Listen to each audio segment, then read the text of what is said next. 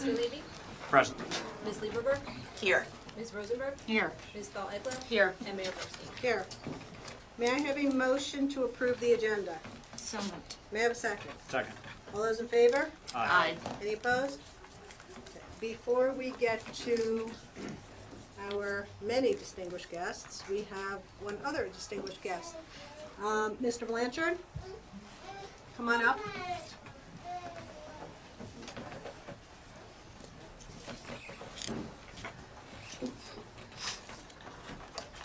I have a proclamation to present to you. Mr. Blanchard is the founder and chairman of the Board of Trustees of Greenwood Gardens. Whereas the Greenwood Gardens Green Team has been named a winner of the 2018 New Jersey State Governor's Jefferson Awards for public service and was recognized at the awards ceremony held in Trenton on June 2nd, 2018. Whereas this annual awards program recognizes the extraordinary contribution of volunteers to nonprofit organizations throughout the Garden State. And whereas Greenwood Gardens recognizes that the Green Team is one of its greatest assets and submitted the nomination on their behalf, and without Greenwood's volunteers, it would be nearly impossible to maintain its gardens at a level that meets the expectations of the visiting public. And whereas the Green Team not only provides critical weekly garden maintenance, its members are integral to the completion of large-scale projects, which would be virtually unachievable without their assistance. And whereas the service of the Green Team has made it possible for thousands of visitors to derive peace and inspiration by connecting with nature in the historic garden oasis known as Greenwood Gardens. Now therefore be it resolved by the Township Committee of the Township of Millburn and on behalf of Millburn Township residents, we hereby congratulate the Greenwood Gardens Green Team and thank all members for their hard work and dedication to Greenwood Gardens.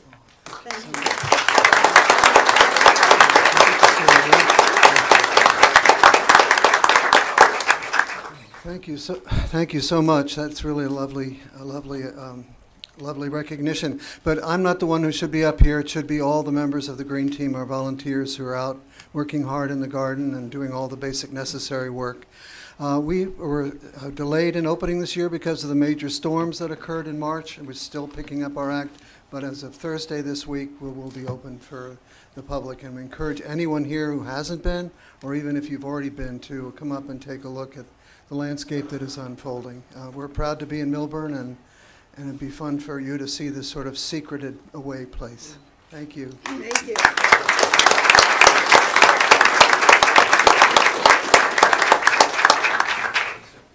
And now I'm going to ask Chief Gilfetter to confirm promotion and appointment of Todd Seabaum. I'd just like to thank the committee, the mayor, Mr. McDonald, for allowing the police department to make a new officer tonight. Also, we'll be promoting a sergeant tonight. Thank you for that. It helps greatly with the police department. So I'd like to present Todd Seabaum. Todd is 38 years old. He resides in Chester with his wife Heidi and his 1-year-old son Grady.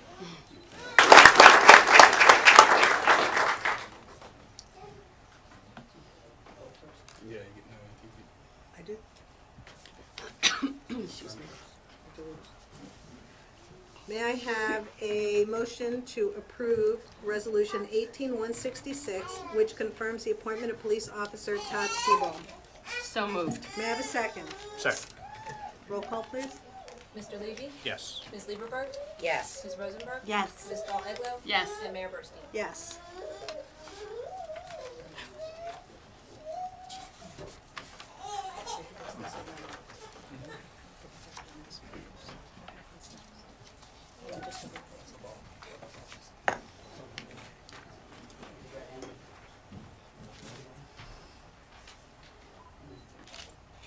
I state your name. I, Todd Seabaum, Do solemnly swear do solemnly swear I'll support the Constitution of the United States I will support the Constitution of the United and States the Constitution of the State of New Jersey, and the Constitution of the State of New Jersey, and I'll faithfully discharge and I will faithfully discharge the duties of sergeant the duties of Sergeant of the Millburn Township Police Department Millburn Township Police Department according to the best of my ability. according to the best of my ability. So help me God. So help me God.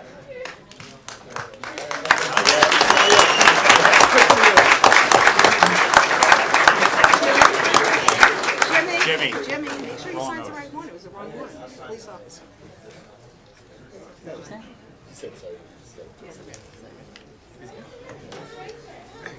Doesn't Christine? Reagan didn't want to do it. He just got promoted his first day. Congratulations. Chief, now do you want to talk about Gilbert Tavares?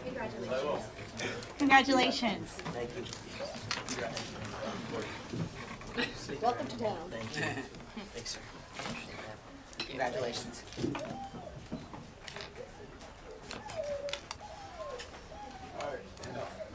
It's your moment. I'd like to present Officer Tavares to be promoted to sergeant. Officer Tavares is a graduate of Seton Hall Prep and attended NJIT. Began his career as a corrections officer in the New Jersey Department of Corrections. Worked there for 3 years, and then he went to work for the Essex County Police Department, where he achieved the rank of detective. In 2007, Officer Tavares transferred to the Millburn Police Department. He's been with their department for the past 11 years. Officer Tavares has served as a field trainings officer and has received numerous awards and accommodations, including 2 life-saving awards. Officer Tavares will be assigned to Patrol Division as a sergeant, working the afternoon shift. He's joined by his parents Armando, Lucille, sister Shirley, and daughter Emily. Sergeant Tavares.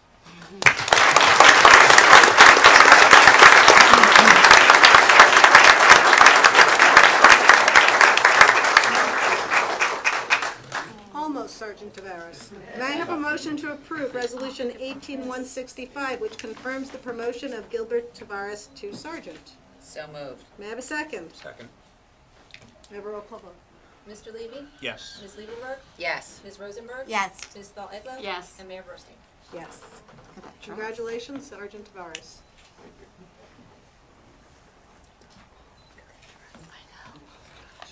Repeat after me. I state your name. I, Gilbert Tavares, Do solemnly swear do solemnly swear I will support the Constitution of the United States I will support the Constitution of the United States and the Constitution of the State of New Jersey, and the Constitution of the State of New Jersey, and I will faithfully discharge and I will faithfully discharge the duties of sergeant the duties of sergeant of the Millburn Township Police Department of the Valor Township Police Department according to the best of my ability, according to the best of my ability. so help me God. So help me God.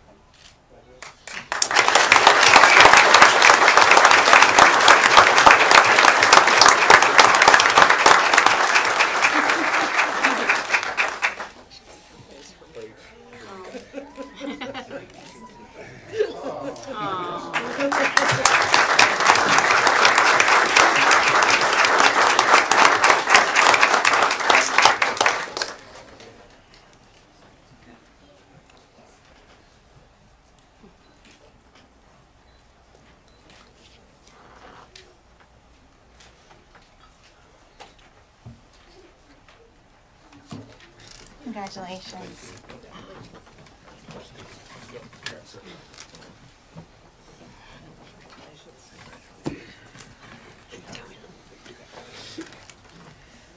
Chief Gilfetter now has a presentation of Valor Awards. Now I'd like to present some Valor Awards to an incident that happened on May 25th. I'll just give you a brief little description of what happened. It's a pretty serious call for our township. So the police department received a call that 2 victims have been threatened in a house on Parsons Hill Road with a long gun. The 2 victims were met several blocks away on Highland Avenue by the police department. The victims stated that they had an argument with the suspect. They had been threatened with a long gun and were screamed at to get out of the house. The victims ran out of the house, contacting us with their cell phone. The house on Parsons Hill Road was immediately surrounded by our officers. Many attempts were made to get the suspect to come out of the house using different methods, and he refused. While we were surrounding the house, the suspect could be seen walking around the house and ignoring all of our attempts to contact him. At this point, our emergency service unit was contacted, and they were there due to a barricaded suspect in the home. The homes on either side of the house were evacuated, and the street was closed. After several more attempts to contact the suspect, it was determined that he was refusing to exit the home, and the emergency service unit deployed 2 kinds of gas into the home, and the suspect ran out the front door where he was arrested. The suspect was charged with terroristic threats and possession of a weapon. Found inside the home was a BB gun, 1 rifle, and 2 loaded shotguns. The incident started at 10 p.m. and ended at approximately 5 a.m. without any injuries to the suspect or the officers. I just want to say how proud I am of the officers during this incident. It was very long and very strenuous at the time. I think everybody did a great job. We worked well together, and that's why I'm going to present it a little bit more.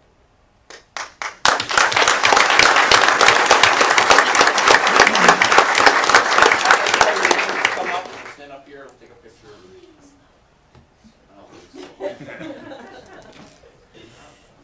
There are no apparent order.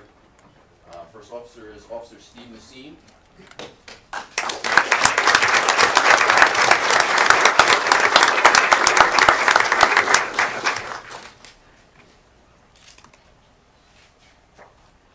Detective John Mendelson.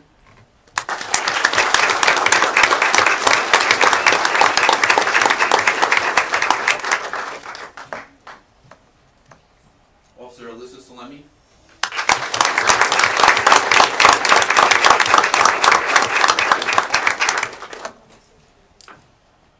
Officer Harsh Batista.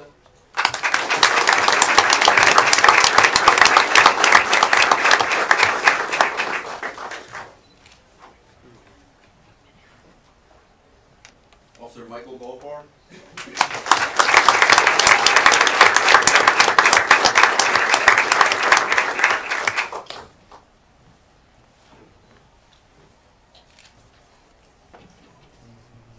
Officer Travis Giroux.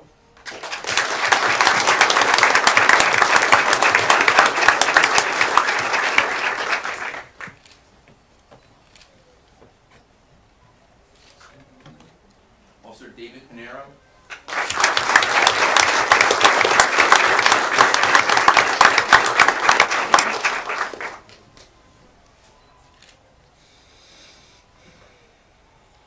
Officer Michael O'Neill.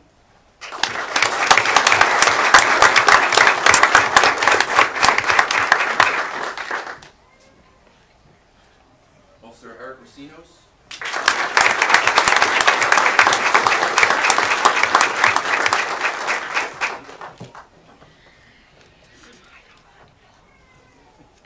Detective Christopher DeRosa.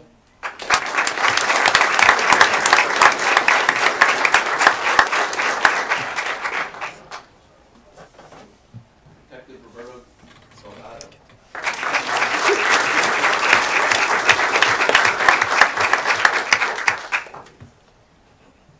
Sergeant Adam Norris.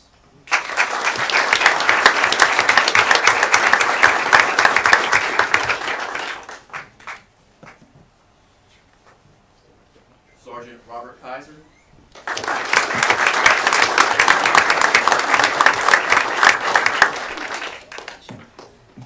Officer Colin McMillan.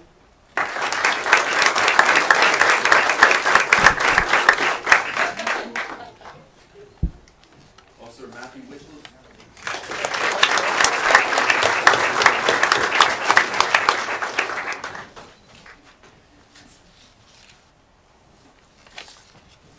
Sergeant Jamal Pointer.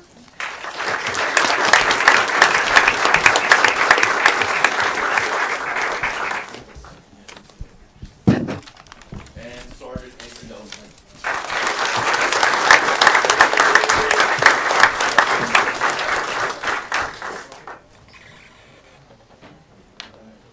All right, squeeze in.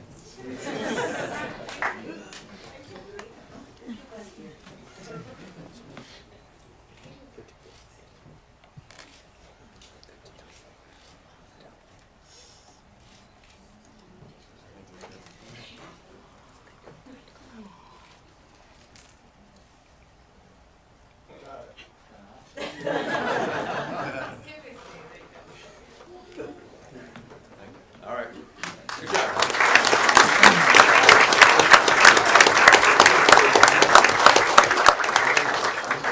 Thank you very much. Thank you, Chief. And on behalf of the Township Committee and the residents of the Township of Millburn, we thank you for your hard work, for your efforts, and all that you do for us. And with that, I think we'll take a 3-minute break for, should any of you wish to go celebrate your promotion, your new assignment as police officers, your awards of valor, or your friends and coworkers. Why don't we do that? 2 minutes, 3 minutes.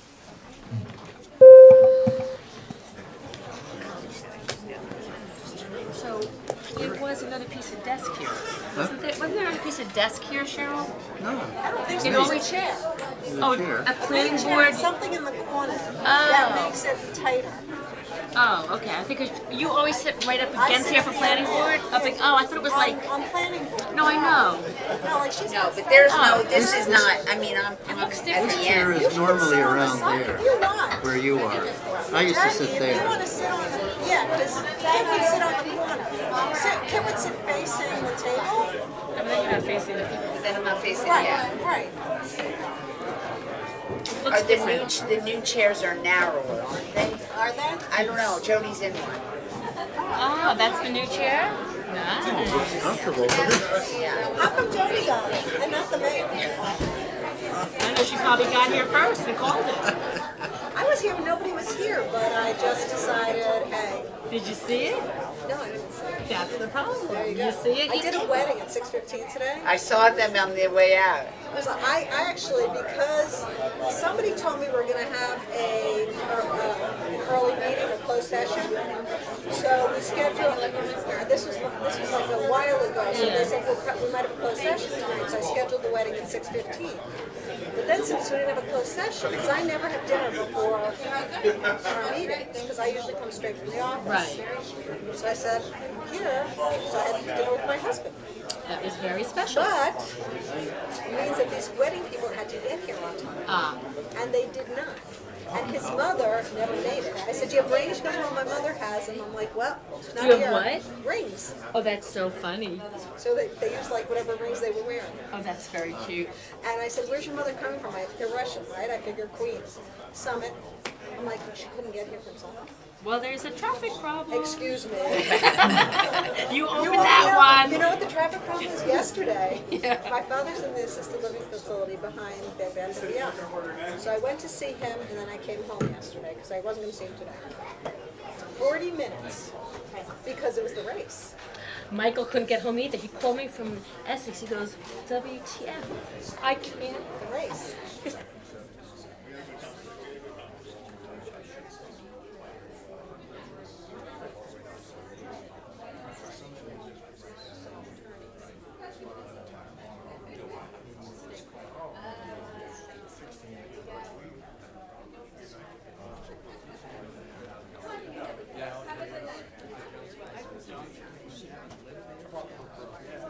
You got it.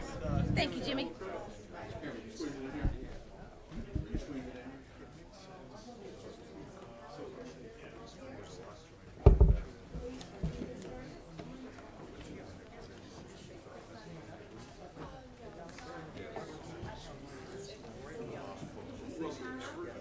I've seen it.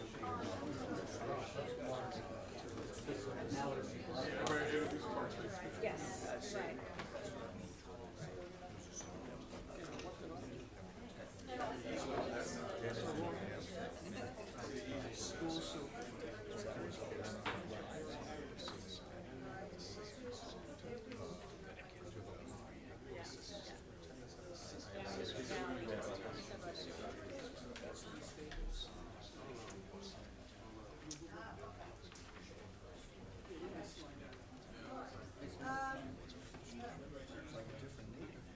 Back on the record, so to speak. Okay, George, you're up.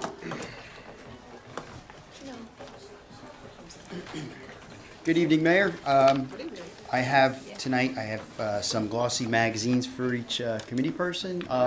It's the Spirit of Essex, the summer edition. So all the events I've been talking about when I come to the meetings about summer concerts, Zoovies, it's all in this magazine. So I bought one for each committee person, and I brought extras as well.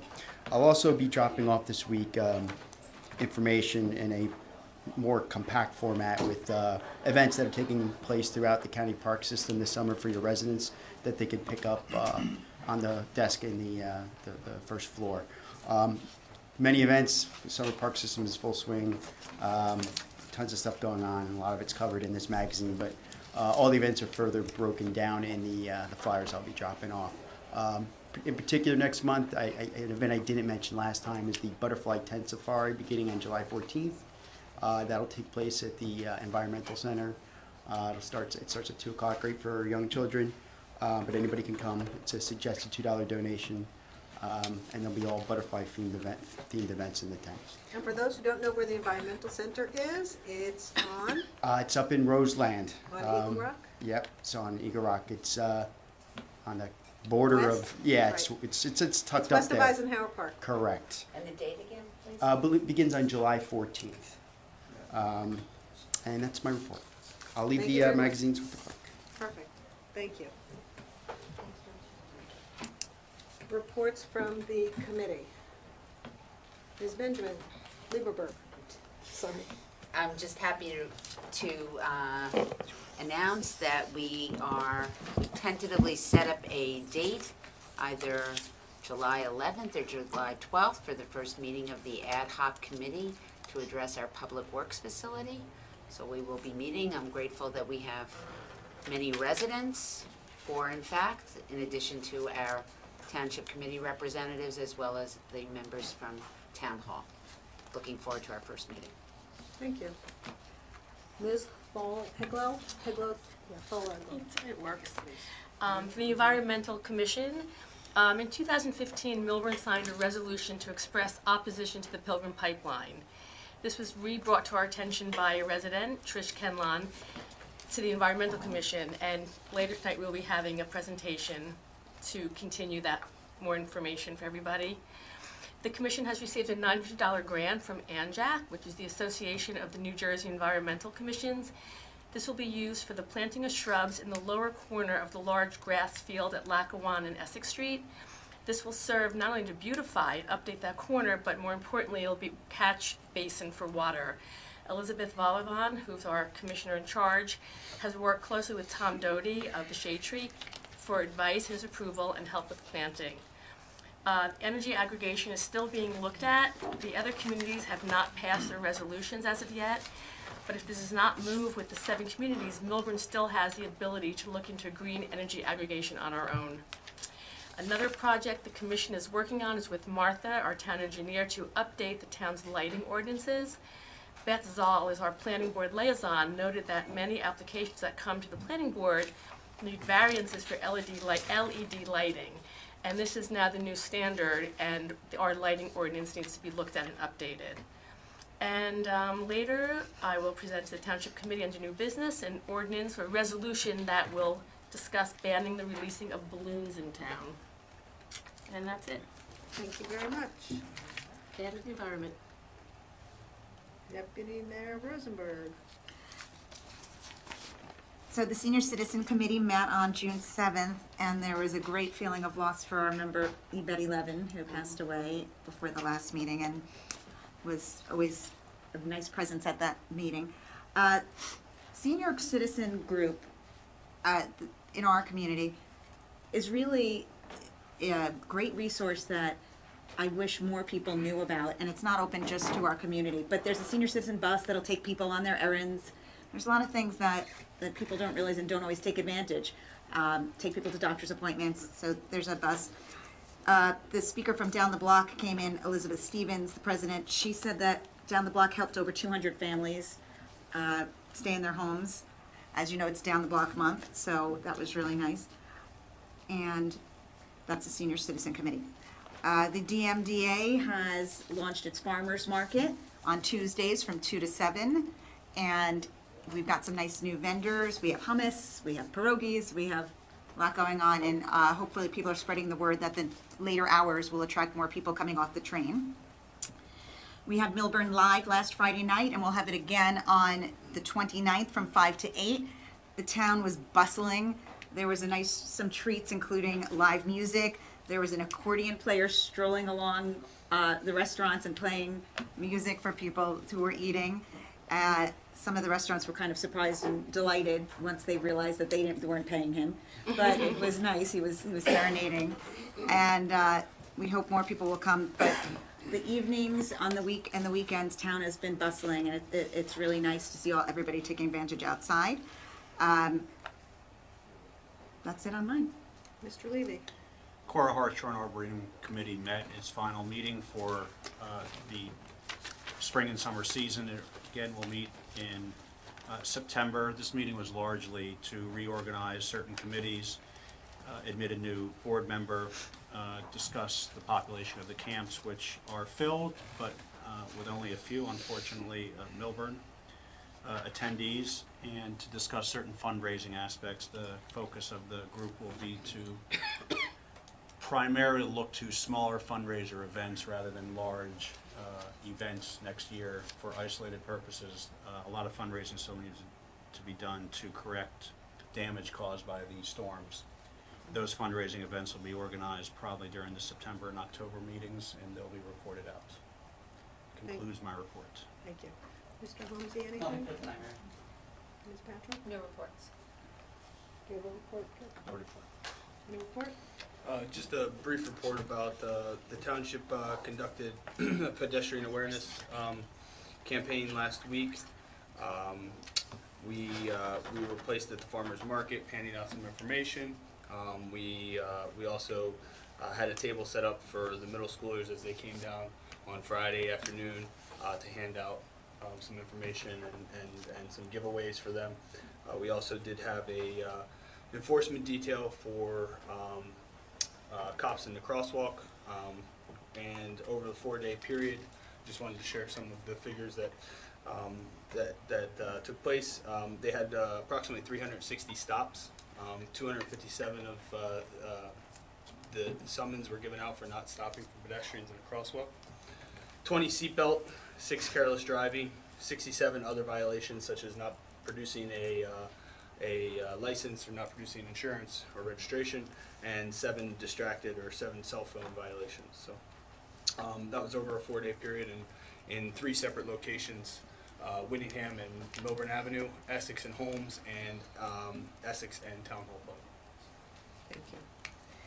And don't forget that the 73rd Annual July 4th celebration will be taking place in town on Wednesday, July 4th. In the morning, we will have flag raising at 9 a.m. in Taylor Park, at the flag in Taylor Park, where the Patriot Award will be given out. They'll have a stroller parade, the softball game. And after that at 3 o'clock, we have the pre-firework events, rides and bands plus refreshments, food provided by La Strada, curry tub, barbecue, grilled cheese, milkshakes, etc., etc., etc. And a fireworks display in Millburn High School at 9:30 p.m. And if I recall correctly, there will be a, I'm a British play. Come on. Cricket? Cricket. There'll be cricket in Livingston. So the cricket team has invited us to come and play or watch them play cricket at the Oval in Livingston at I think 10:30 or 10 o'clock in the morning on July 4th. All right. We have 2 presentations tonight. The first will be by New Jersey American Water. We have Andy Lewis, Senior Director of New Jersey American Water, is going to come and talk to us about what they're doing.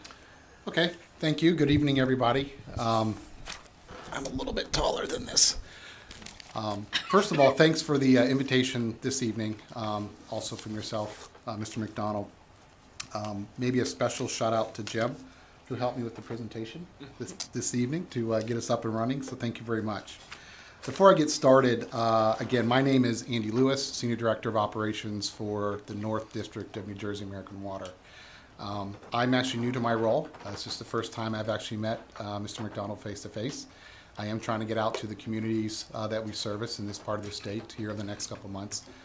Been with New Jersey American Water for about 4 weeks now. Been with American Water for over 12 years now. I did bring some backup with me tonight, as you can see. Just wanted to quickly introduce some folks that you may already know. Nick Pinto is our Manager of Field Operations. John Spangler is our Manager of Water Quality and Environmental Compliance. And Kenny Taylor is our construction supervisor for most of the work that you're seeing going on in your community today. Which is really the why we're here today. Jimmy, I think I'll just probably skip over the next slide. Pretty sure everyone knows who American Water is and where we operate. But really the focus of tonight's presentation at the request of Mr. McDonald was to try to communicate to your community, why have you seen this so much? Obviously, we're around town. We're doing a lot of capital reinvestment work around your community, among others. Your community is not unique in that regard. We're investing a lot across the state over the last couple of years, and we'll talk about that here shortly. I think it's pretty common knowledge if you just watch the national news and you watch the civil engineering reports and studies that are out there. Our nation's infrastructure, not just water and wastewater, but electric and gas, stormwater, and other utilities really are suffering due to age and lack of investment over, let's say, the last century or so. In this particular case, as a national average, drinking water is about a D and wastewater about a D+. American Water is investing nationally about $1 billion a year in our utilities across the country. Maybe next slide, Jim. Specific to New Jersey, American Water has replaced about almost 530 miles of water mains across the state. Now that sounds significant, but maybe just to put that in perspective, in our region, this north region, north of 78, for New Jersey American Water, we have roughly 1,200 miles of water main in the ground. So if you look at the other three regions on top of ours, you look at that number, there's still work to do. But over the last 10 years or so, you can see the investment. By the way, the numbers on the blue line are miles of pipe replaced in New Jersey since 2008, and you can definitely see a sharp rise due to investments in 2012 and beyond, and we do foresee that to continue. So why so much activity in Millburn Township? I think the first thing to recognize is that our utility is very old. We've obviously been in Millburn for better part of 100 years or so, Nick. We actually have infrastructure out there today that was installed in the 1890s through World War II. And it's an active service, and it's been properly maintained over the last 100 years or so, and it works pretty good. But it is reaching its useful life expectancy, and our responsibility is to make sure we're replacing those assets at the right point in time to ensure that they remain reliable and water quality stays high.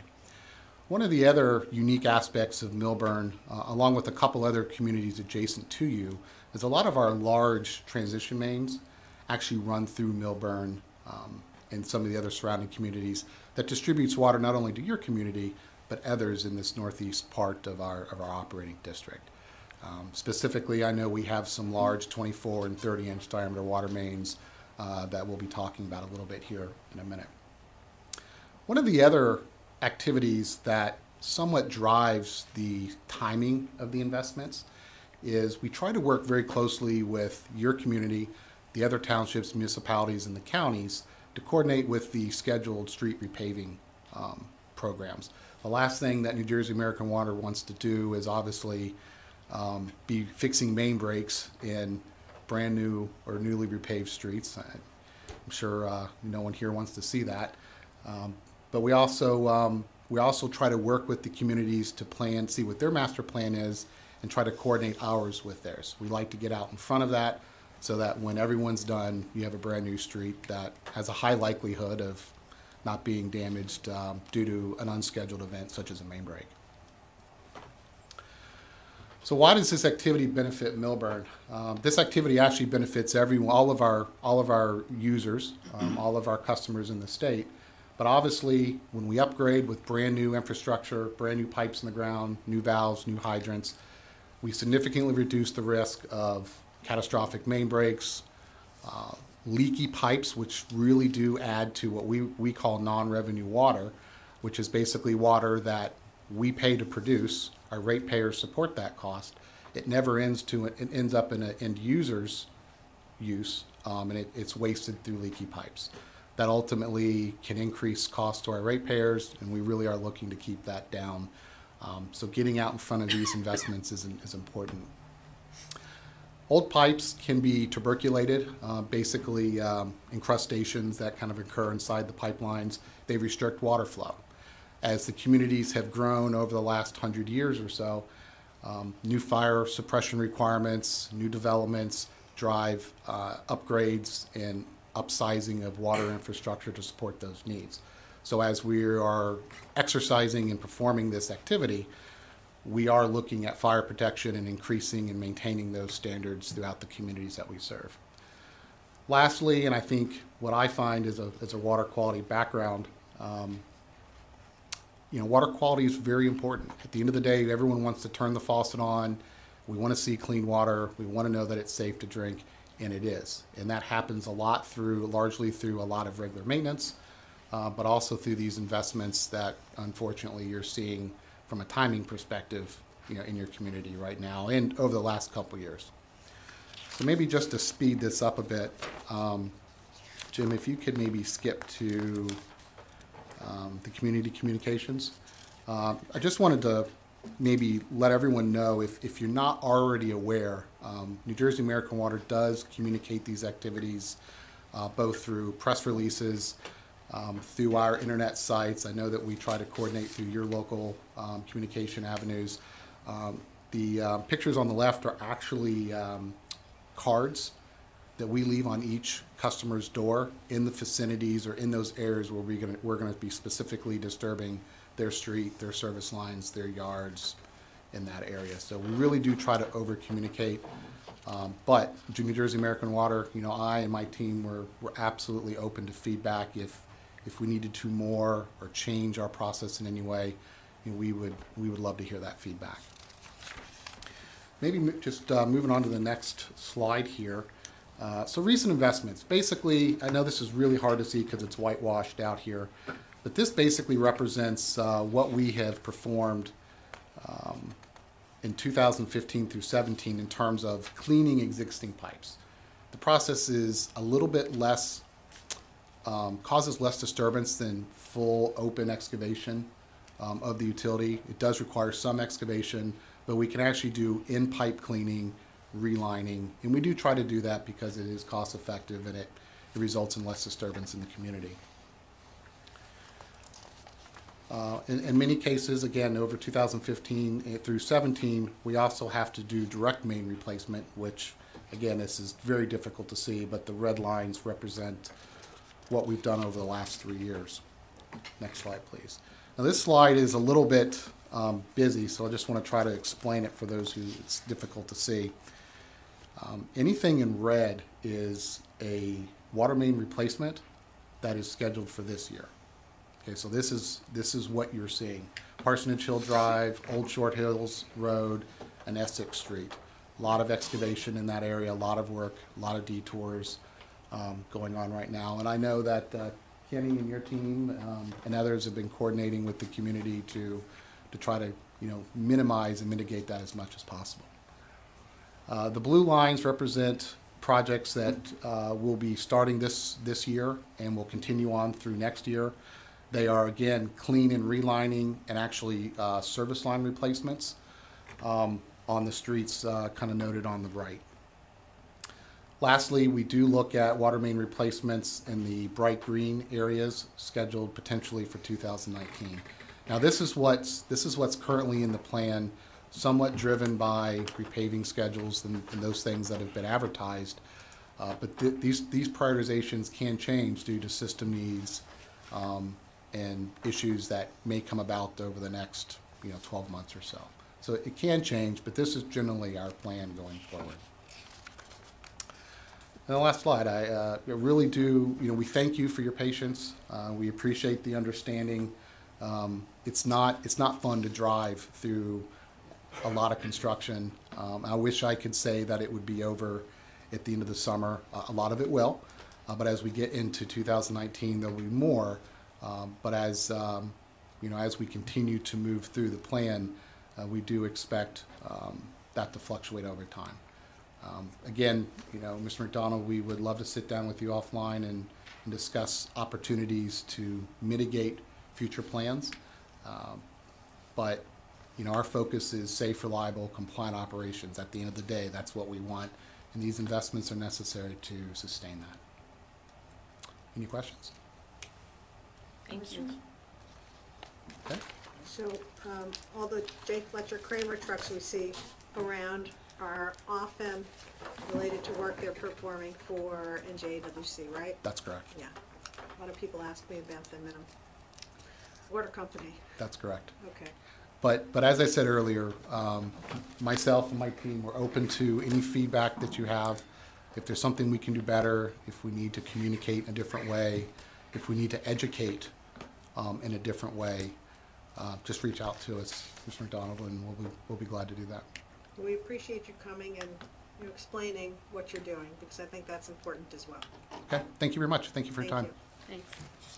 Maybe to add to that, just as a, because I know people have been curious, but Glen Avenue, I believe is scheduled to be repaved next week, the restoration. I'm not trying to put you on the spot, but I did hear from. I believe it is scheduled for Monday, Tuesday next week, depending on weather. Right, okay. Just wanted to make sure everybody. Is that Glen all the way up to the reservation where I saw the sign blinking? That was just a warning? It's the library to Sagamore. Okay. Okay. Thanks. Thank you very much. We're going to move items on the agenda a little bit. We're going to ask for the presentation from, I'm going to ask Mr. Levy to introduce the joint meeting. Thank you, Mayor. As those who attended or watched the Township Committee meeting 2 weeks ago, we introduced that we were going to ask something called joint meeting to present to us today. Joint meeting owns and operates the Edward P. Decker Secondary Wastewater Treatment Facility located in Elizabeth. It processes 85 million gallons per day of industrial, commercial, and residential wastewater, consistent with the wastewater and water presentations today, all of which from a 65 square mile area in Essex and Union counties. The wastewater receives preliminary, primary, and secondary treatment and disposes of the water after chemical introduction into the Arthur Kill. There are 11 members of the joint meeting, including East Orange, Hillside, Irvington, Maplewood, Millburn, Newark, Roselle Park, South Orange, Summit, Union, and West Orange. I understand from my participation as a committee member that joint meeting also serves parts of Livingston, Orange, Berkeley Heights, Linden, and New Providence. Joint meeting will be undertaking a capital improvement plan, which Millburn will be asked to contribute, and a flood mitigation project, which Millburn will be asked to contribute to. Rather than we or me explaining what all of that is, we asked joint meeting to present to us today. And here we have Samuel McGee, Executive Director, Elnardo Webster, Counsel to the joint meeting, Henry Johnson of CME Associates, Everett Johnson, an attorney and bond counsel with the Lentz, Goldman, and Spitzer, Eric Turian of Powell Capital, which is a financial advisor to joint meeting, and Ralph Lemondola, consultant to joint meeting with AVA Consultants. So I turn it over to you. Thank you, Mr. Levy. I appreciate it. My name is Elnardo Webster. I'm the attorney for joint meeting of Essex and Union County. We also have with us tonight Joe Bonacorso and Nolan Towers, also from CME. As part of our pre-meeting dialogue, I think you did a pretty good job of explaining what joint meeting is. We do have some folks here who worked at joint meeting for the better part of 30 years, maybe a little more, who can give a more detailed explanation if that's what you desire, or we can jump right into our presentation for this evening. Well, I think it's important because people take for granted, we're talking about New Jersey American Water, where their wastewater goes too. Right. And it's one of those things where if you don't have to think about it, that's a good thing. You just assume it goes somewhere, it's taken care of, and but there's a price to pay Yes. for that treatment, and joint meeting serves an important purpose for the communities that I mentioned. So I think a few words about what you do. Great. I'm going to ask, first I want to introduce Mr. McGee and just have him acknowledge him. He's our executive director. He's our boss, so we want to make sure he gets his acknowledgement. Then I'm going to ask Joe Bonacorso to come up. He's from CME, and he's been our plant superintendent for a number of years, and has been around the block a few times with the joint meeting, and he's got encyclopedic knowledge of the plant and the process. So I'm going to get up, I'm going to step aside and ask him to give us 5 minutes or so of who the joint meeting is and how we got to where we got to. Good evening. Encyclopedias are now out of vogue. We go to the internet to find everything. I know that because my son is an expert on everything, and we don't have a library in the house anymore. The joint meeting was established as a result of some wise municipal leaders back in 1898 who recognized that their towns could not grow if they did not find a way to properly manage and handle the wastewater that they were generating. So they commissioned an engineering firm by the name of Alexander Potter, which ultimately became Camp Dresser and McKee, which is a internationally known engineering firm.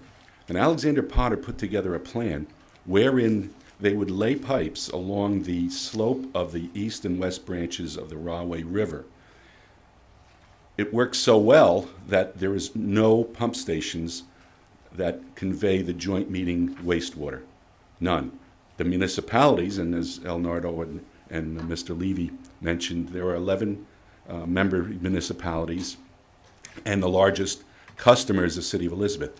They may have pump stations that pump into our system, but the joint meeting itself has no pump stations while it's en route. We are also very proud of the fact that for the 20 years that I'm aware of that I was in charge of the facility, the joint meeting has had a reputation for running the most cost-effective operation of its kind, not only in New Jersey, but throughout the United States. Without considering what you pay for your own Department of Public Works and your own collection system inside your own streets, the joint meeting establishes an annual cost, and we estimate it annually. And I believe this past year, our cost per household is about $117 per household per year. Okay? I have a little home down in Toms River, and I pay $600 a year for my sewage treatment. So the joint meeting, I'm very proud to say, is a very cost-effectively run operation. Many people wear multiple hats, doing some innovative things. We currently operate 4 cogeneration units, which is fueled by the waste product of one of our processes, the methane gas that is produced in our digesters. And we save, on an average, of $1.8 million per year in electrical costs. And that all reflects back down to the annual cost that is passed on to the ratepayers or the homeowners and the commercial units. With that, I just want to mention that over the 100 years, hundreds of millions of dollars have been invested in the growth and maintenance and rehabilitation and operation of the joint meeting. Superstorm Sandy, which Henry Johnson is going to describe later on as why we're here, but Superstorm Sandy tested us to the limit of our ability. We were among the only wastewater treatment plant that remained online because of our cogeneration facility, which went online in 2009. Places like Passaic Valley, the largest, actually the 5th largest in the nation and the largest in our state, was literally offline, not treating any wastewater and pumping out stormwater from their tunnels for the better part of 10 to 15 days. The joint meeting did not have that problem, but we were within 6 inches of coming to a dead halt. So with that, I would return it to Leonardo for his introduction of CME. I'm going to ask Mr. Johnson to come up. We have 2 projects essentially we want to speak to the board tonight. One is a flood mitigation project, which is titled The Wall, and it's pretty exciting. You, Commissioner, you remember that from last year? And the other is what I would call a typical. There's an easel over there. Yeah. Is our typical capital plan. But because we're doing our kind of typical capital plan on top of our flood mitigation project, we wanted to present to you our essentially total ask from the municipality for the next 3 to 7 years. I already introduced, and Mr. Levy's already introduced our team. We're not asking the council to take any votes tonight. This is just a presentation. We anticipate sometime in either July or August. We're doing this presentation to all our member municipalities, as well as some of our customers, so that when Mr. Levy returns to his duties as Commissioner of Joint Meeting in July or August, he feels comfortable, hopefully supporting our recommendations.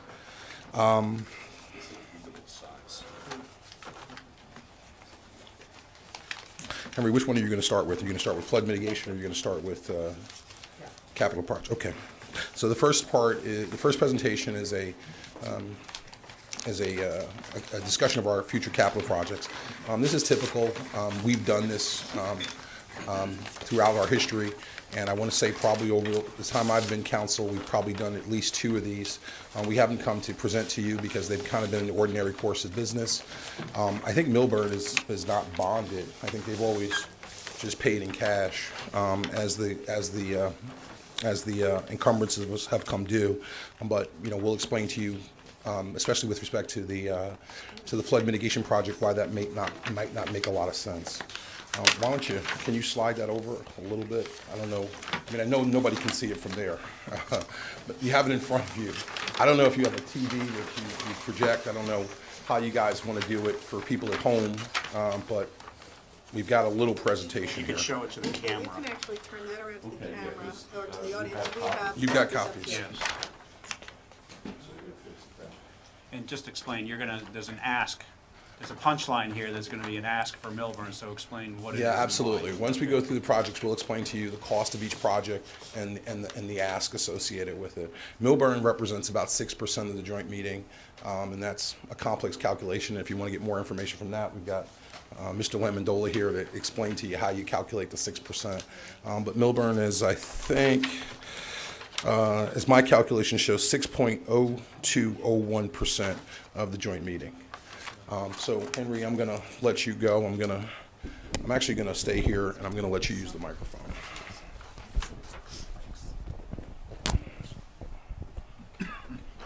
Good evening, ladies and gentlemen. This piece of paper, which is the capital plan, is updated approximately every 3 years.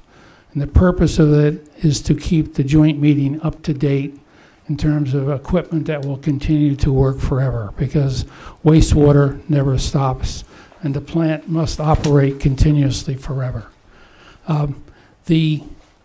This year, which is the green units, as you see right here, these three are the 3 capital projects that we're recommending be done now, and that is the funding that will have to go place.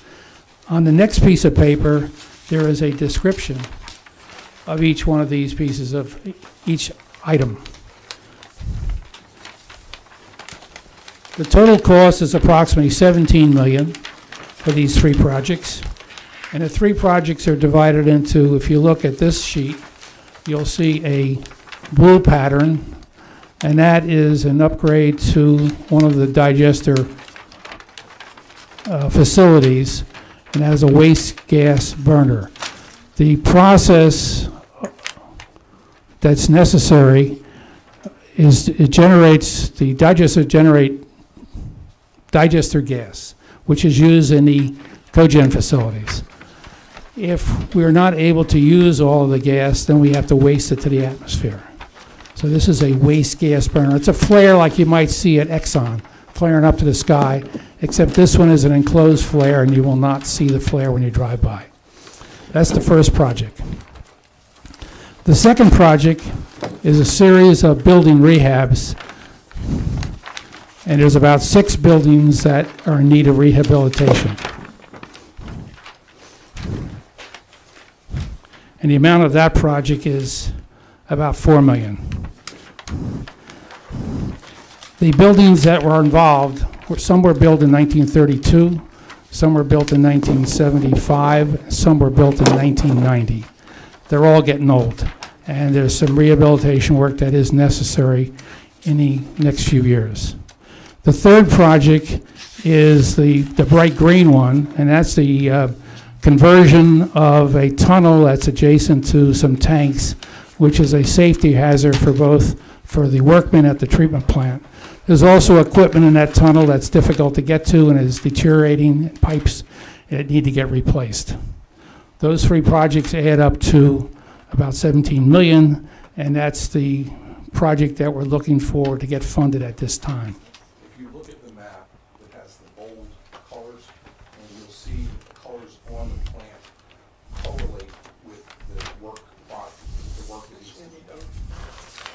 green project correlates with green. I'm not sure what color that is.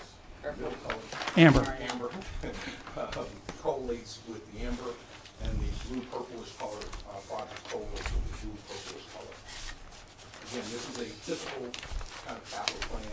I think our last one was $10, $11 million that we did 5 years ago. Mr. Johnson can walk you through kind of why, we kind of did why each of these projects is important, why each of these are. When do you expect the next capital improvement plan? Every 3-4 years or so? If you look at the timeline, you can see that this is kind of a running 10-year plan.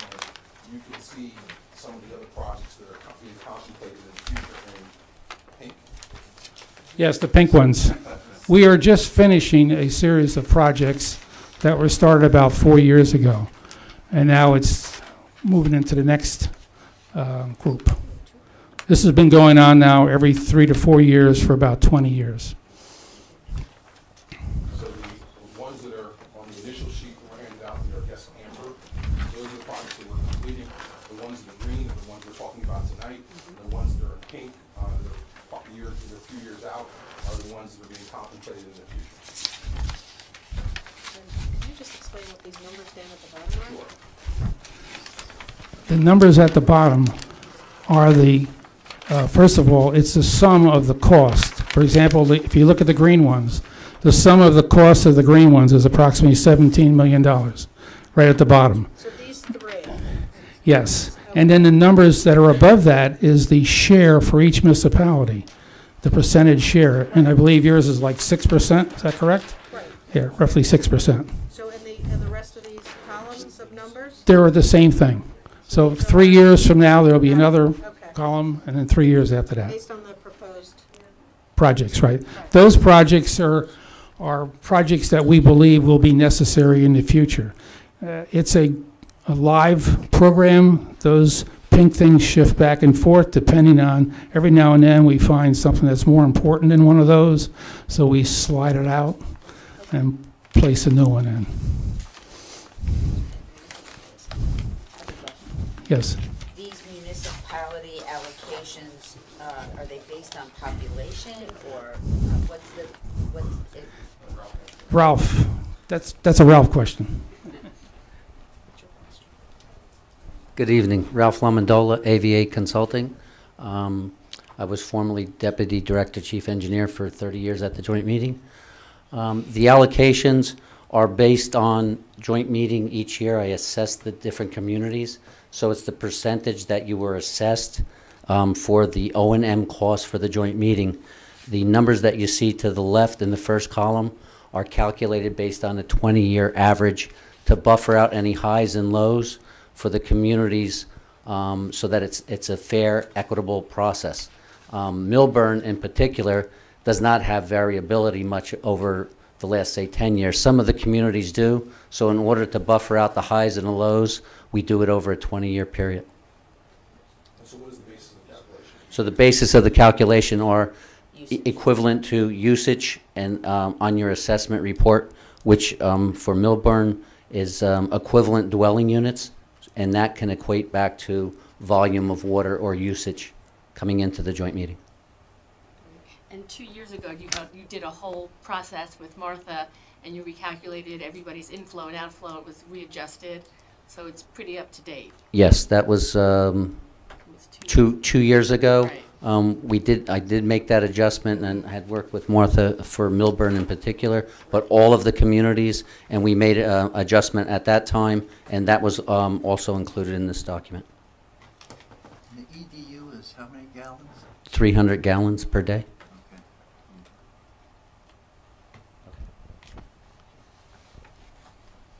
If there are any other questions, we're here to answer questions on the capital project. If not, we'll jump into the flood mitigation project. Wait, one more question. So this is overall township usage, residential as well as commercial.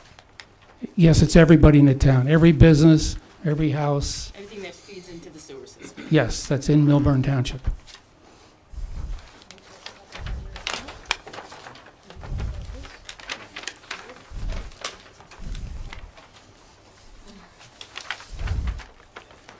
All right. The next project we're going to talk about is a flood mitigation project. Leonardo spoke about it before. Joe Bonacorso mentioned Superstorm Sandy. Back in 2012, I'm sure we all remember, if you were on the East Coast, the horrendous storm that hit the coast. It pushed water up the Arthur Kill and up the Elizabeth River. Some of that water found its way onto the site and actually went into some of the buildings. Fortunately, the joint meeting has their own source of electricity, so they're able to keep the main sewage pumps in the treatment plant running continuously during the time when public service was down.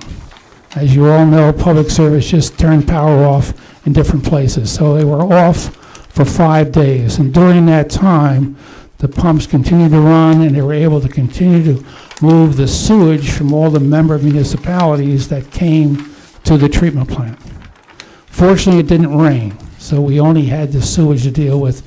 We didn't have inflow, infiltration. We didn't have water coming from combined sewer systems as such.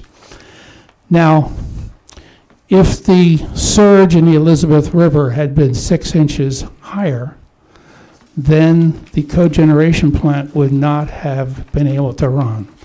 And if that had not been able to run, the entire site would have become flooded, and we have estimated that there would have been a neighborhood of $60 million worth of damage.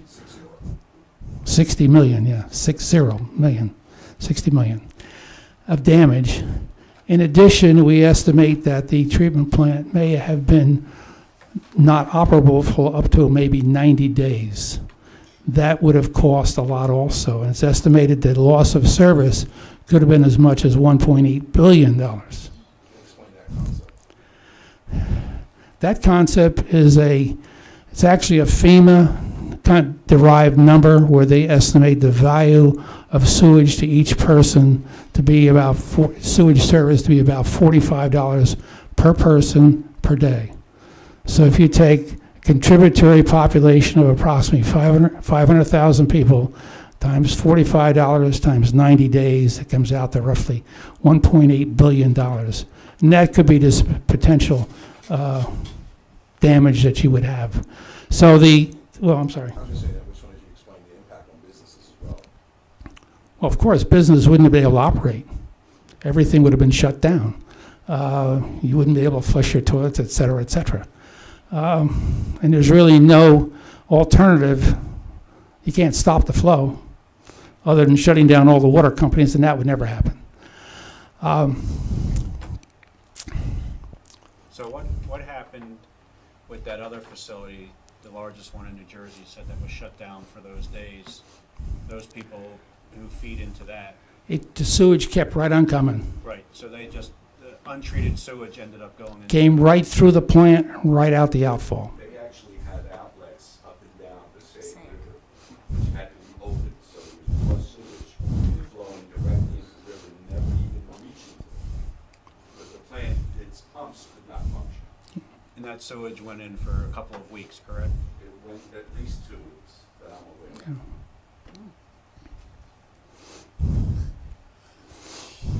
That also, without a doubt, impacted the shoreline south of the Passaic River and North Bay. Without a doubt. Now, my firm was hired to take a close look at this and try to come up with a solution to protect the joint meeting going forward. The first thing we did was look at a facilities study to see whether we could protect the individual buildings that are on the site. And there's about 18 different buildings that we'd have to protect. We soon figured out that the buildings would not be strong enough to be able to put some type of wall around each door to keep the water to come in through the door. The walls would collapse. As soon as you have about 3 or 4 feet of wall, 3 or 4 feet of water against a masonry wall, it can't take the pressure. So the solution was to build a wall around the entire site. Now on the drawing, you can see there's a red line that goes just about all the way around the site. That is the proposed wall to protect the site. There will be at selected locations where driveways come in, there'll be gates that will be able to be closed during a flood event. Now this wall has to be supported. The soil around the joint meeting is soft and marshy and you would need to drive down to rock. So there's sheeting that goes to rock, there's piling that go to rock, and then you build a pile cap, which is your foundation for your wall, and then you build a wall on top of that. So it's not a type of wall you'd have around your yard. This is a very substantial wall. And besides, it has to be able to withstand a hydrostatic pressure on one side and no pressure on the other side. So it's a heavy-duty wall. It will vary between 10 and 12 feet above finished grade when it's completed. There are two sites. There's what we call the wet side. That's where all the wastewater treatment takes place. Then across South First Street, there's a smaller area. That's the drying facility, so we'd have to build a wall around that site as well. Coupled with the wall, there are some other things that are also necessary in order to make the wall work. If you build a wall around two places, it's still going to rain, and the rainwater is going to flood the site. So we have to build stormwater pumping stations on each site, each of the two sites, to convey the stormwater over the wall into the river. In addition to that, we need an effluent pumping station because during Superstorm Sandy, the flow coming into the treatment plant stopped for a long moment and no flow left the plant, but it continued to come. Fortunately, that moment was relatively short. The surge subsided and the flow was able to go out again. We've had that condition on other storms like Floyd and Irene. We've had problems getting water out of the plant. So this pumping station, it's a treated sewage pumping station, also has to be built on the treatment plant site. So we now have two walls, two pumping stations, three pumping stations, and the next thing we need to upgrade is the cogeneration facility in order to have enough power to support all of this during a storm. The cogeneration facility, which was originally designed to have 6 generators in it, only 4 were built back in 2007. So the plan is to add 2 more generators and some additional wiring across the street so that the watering facilities will have standby power as well. So essentially, we're going to build 2 islands.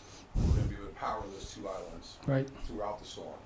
And I think it's cool to explain how the gates work. Okay. Elnardo always wants to know how the gates work. Well, the wall will have, where we have an opening, you'll have the wall return into the plant. It's going to come in probably 25, 30 feet. And between the two walls, there'll be a gate, which is normally laying flat, and the people driving in and walking in will actually drive over the top of it. When you have a storm event coming, in anticipation, the walls would be, these doors would be closed. They'd be raised up like this. There'd be a pneumatic bladder underneath it that would just push it up and seal the water from coming in. Until such time as the water recedes, then you lower it back down again. There's been some dispute at the time about whether Sandy was a 100-year storm or something less than a 100-year storm. Would this wall be able to withstand or function in what's referred to as a 100-year storm? Way beyond that, FEMA has encouraged us to work with a potential 500-year storm. We don't know what Sandy really was. We don't know what level of storm it was. So you want to explain to them how you got to the wall elevations? Oh yes, the wall elevation is derived from, first of all, we have sea level, which we call 0, all right? Sandy, the water level in the Elizabeth River came to 14. So the wall obviously has to be higher than 14, otherwise it won't sustain another Sandy, all right? To that you add potential sea rise, which is well documented, and it's anticipated over the next 75 years that the sea level may rise as much as 2 feet. Then you have to add a safety factor to that of 2 feet. Then you have to add wave action to that, because once you have a very large lake, pond, whatever you want to call it, all around the treatment plant, you're going to have wave action coming in from the Arthur Kill because of the wind or whatever. So you don't want the waves slopping over the top of the wall. So that's how you get to 22. Seems like a long way up, but that's what's necessary. Eleanor, you want to move to the costs?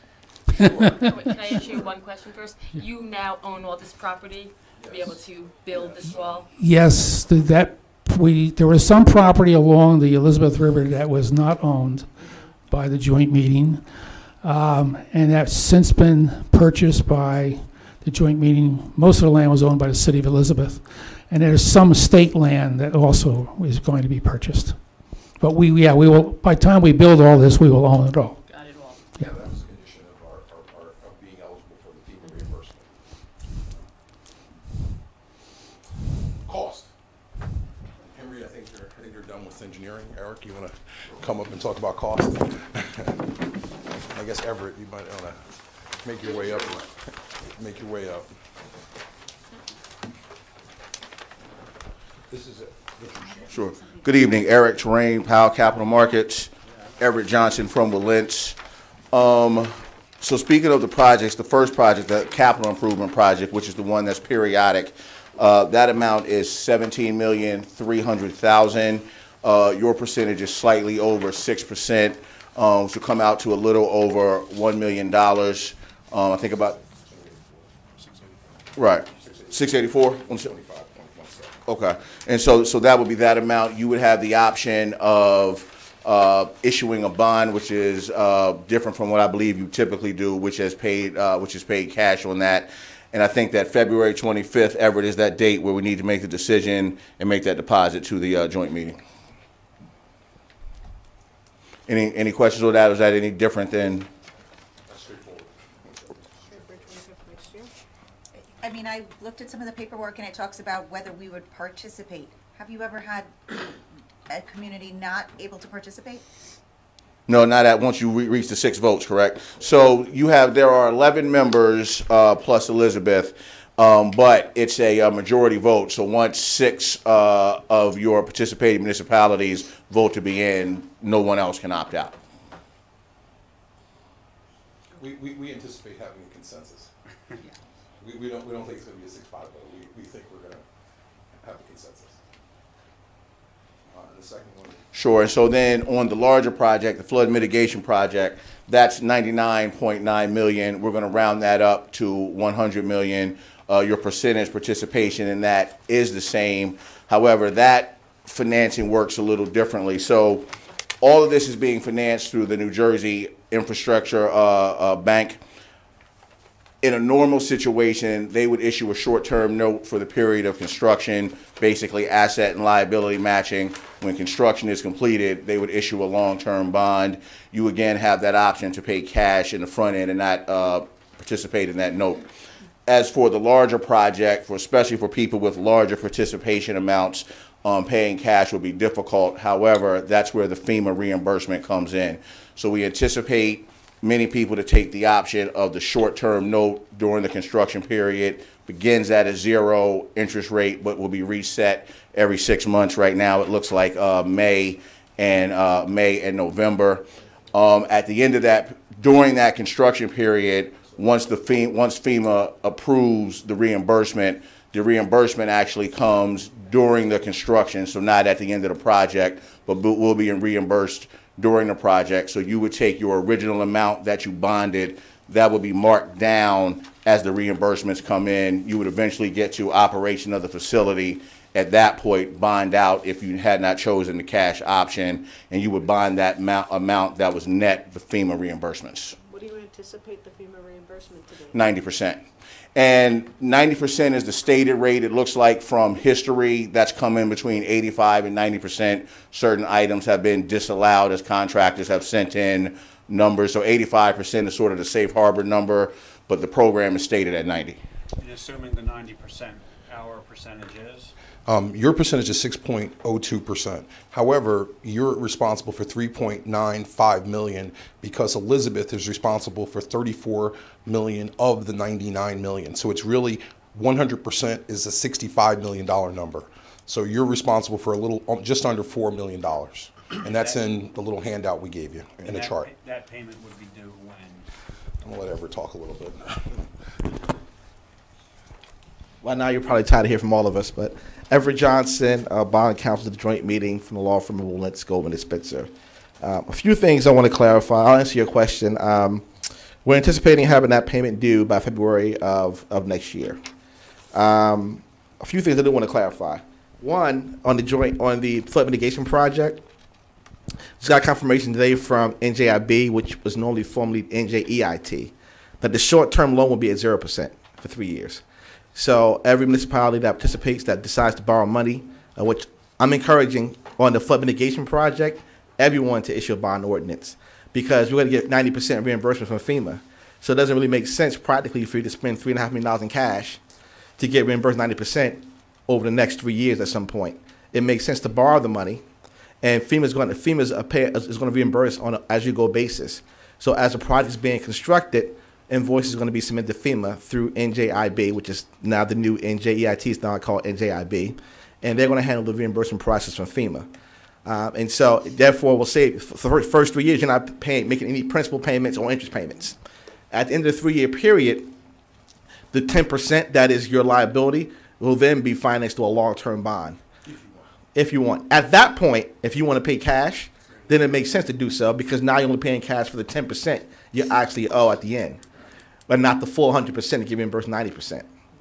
On the capital program with the 17.3 million, if you want to pay cash, up front, that's fine, because that's your normal capital project. You're not going to get reimbursed for that. Your liability will be what your liability is going to be.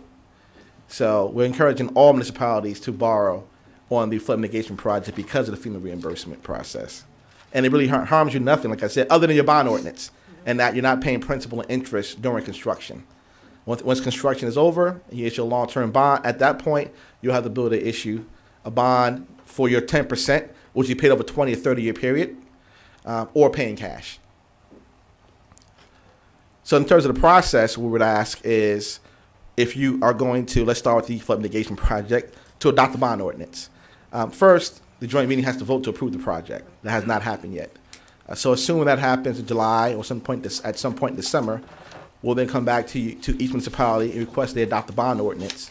Hopefully introducing the bond ordinance sometime in August, September, with the final adoption in October, November, depending upon when you introduce the bond ordinance. We have to get all 11 members plus Elizabeth to adopt the bond ordinances before we can go out for short-term financing. We know that's not going to happen as orderly as we would like. A couple of the towns have to get local finance board approval because they issue debt under something called the Municipal Qualified Bond Act, which is a portion of their state aid that's used to pay the debt service. So Newark and Irvington, for instance, it will be a longer process to adopt their bond ordinance than all the other municipalities. But at some point, we're hoping by November, December, everyone's bond ordinance will be adopted. Then you have to adopt a resolution authorizing the issuance of a note to the NJIB. Once that's done, there'll be some other paperwork that will be filed as well with NJIB, which myself, Eric's firm, will be assisting your local councils, your bond counsel, your financial advisor, whomever you guys deem to be a representative in this project. We'll work with them. We're going to have a draft bond ordinance. We'll help draft the short-term financial addendum form. Any document that needs to be processed, we're going to help, because obviously what you're doing, the other 11 municipalities will be doing as well. And then at that point, we'll issue the note. And in 3 years, we'll come back to you guys again, and there'll be another set of forms that will have to be filed if you decide to borrow through NJIB. If you're paying cash in 3 years, and that'll be it. But I look at it this way. The joint meeting has the opportunity to finance a $100 million project for 10 cents on the dollar, for $10 million. And that's an unbelievable opportunity, considering the possible damage that will be caused if the joint meeting facility is shut down or not operational due to this, this 500-year, 100-year, 50-year storm, whatever you want to call it. The damage would be catastrophic to the area and all the municipalities that are participating in joint meetings. So this is an opportunity to finance it right now. FEMA is at this point willing to provide 90%. We don't know if they'll be 90% 5 years from now when other things pop up. So while we have their ear and they've seen the project, they've identified the need for the project, we want to move forward and take advantage of the opportunity that we have at joint meeting to finance it. I have a question, maybe not directed to you. When is the vote anticipated to take place at joint meeting on these projects? We are targeting late July, early August. We have a number of municipalities that we still have to visit, so based upon our scheduling, probably either, like I said, late July or early August. So we have to discuss this now or the next meeting. Correct, that's why I asked. And Millburn doesn't have to go to the local finance board? No. No. That's good. Theoretically speaking, NJIB, usually all municipalities going through NJIB have to go to the local finance board for approval. But they just changed the process 2 years ago. NJIB handles all that on your behalf. That's great. So no, you do not. But it's still approved by DMDA, by the local finance board. Does anyone else have any questions? So I think just to conclude, the net for Millburn is about $395,000 in 3 years for the capital, the flood mitigation project, and for the capital improvement projects, you're at 684, which we're looking for sometime in February 2019. of 2019. Thank you. Would you mind if we open up Not at all. your presentation to the public? Not at all. In case somebody has any questions from the public on these programs? Anyone? I just have one question. Hang on one second. Just hold your thought for a second. No? Okay, I'm going to close it to the public. And Ms. Lieberberg?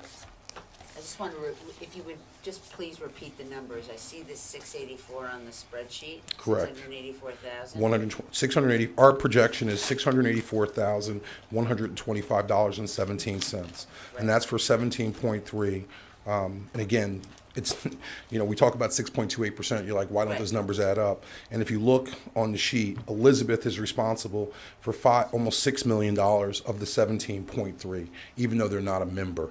So, but they are charged based upon a formula that reflects their contribution to the sewage, to the flow. So the net of 100% is 11.3. So really you're looking at 6.6% of 11.3 million, which gives you the $684,125 for the folks scoring at home. And the 652,000 in the next column reflects. Okay, what next column are Down the you? road. That's down the road. Yeah, that's. No, we're not looking at that. Yeah, that's probably 3, 4, 5 years down the road. And then again, the last number, which we think, Mr. Johnson made a reference, is we think is a good deal, is that out of $100 million, the joint meeting customers are responsible for about 9.9. Again, Elizabeth is at 3.3, which leaves the rest of the members at 6.5, and 6% of the 6.5 is 395,000 and some change for Millburn. Thank you. Thank you.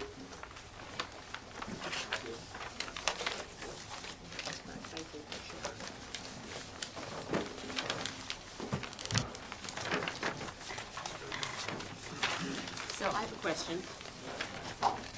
Right now, our sewer bills have not gone up at all. Basically, 122. They've been stable a little bit. What kind of increase do you think the residents will see from this? Do I think? Do we know? Do we have any? I don't think we have that right now. Well,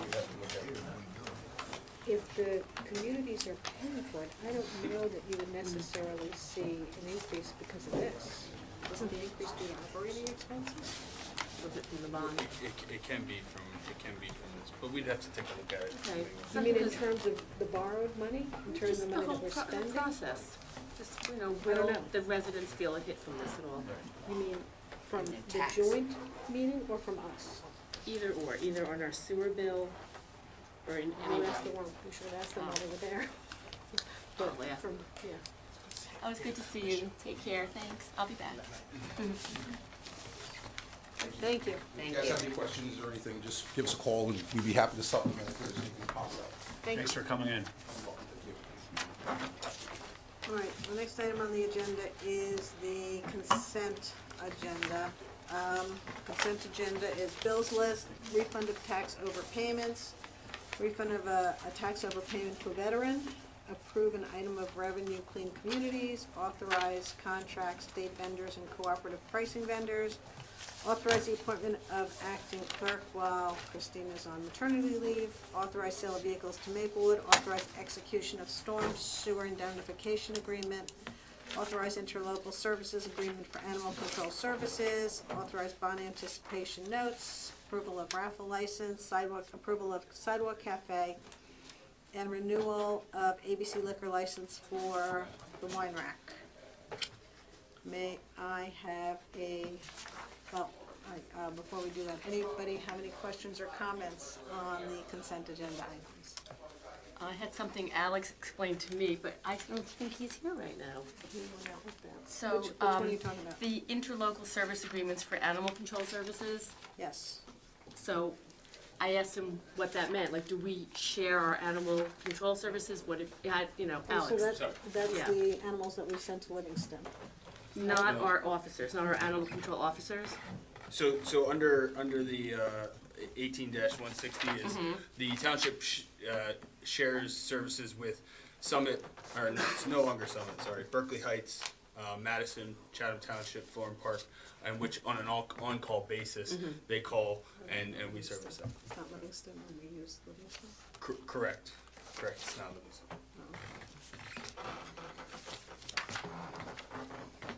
I move approval of the resolutions 18-152 through 164. May I have a second? Second. Vote. Mr. Levy? Yes. Ms. Lieberberg?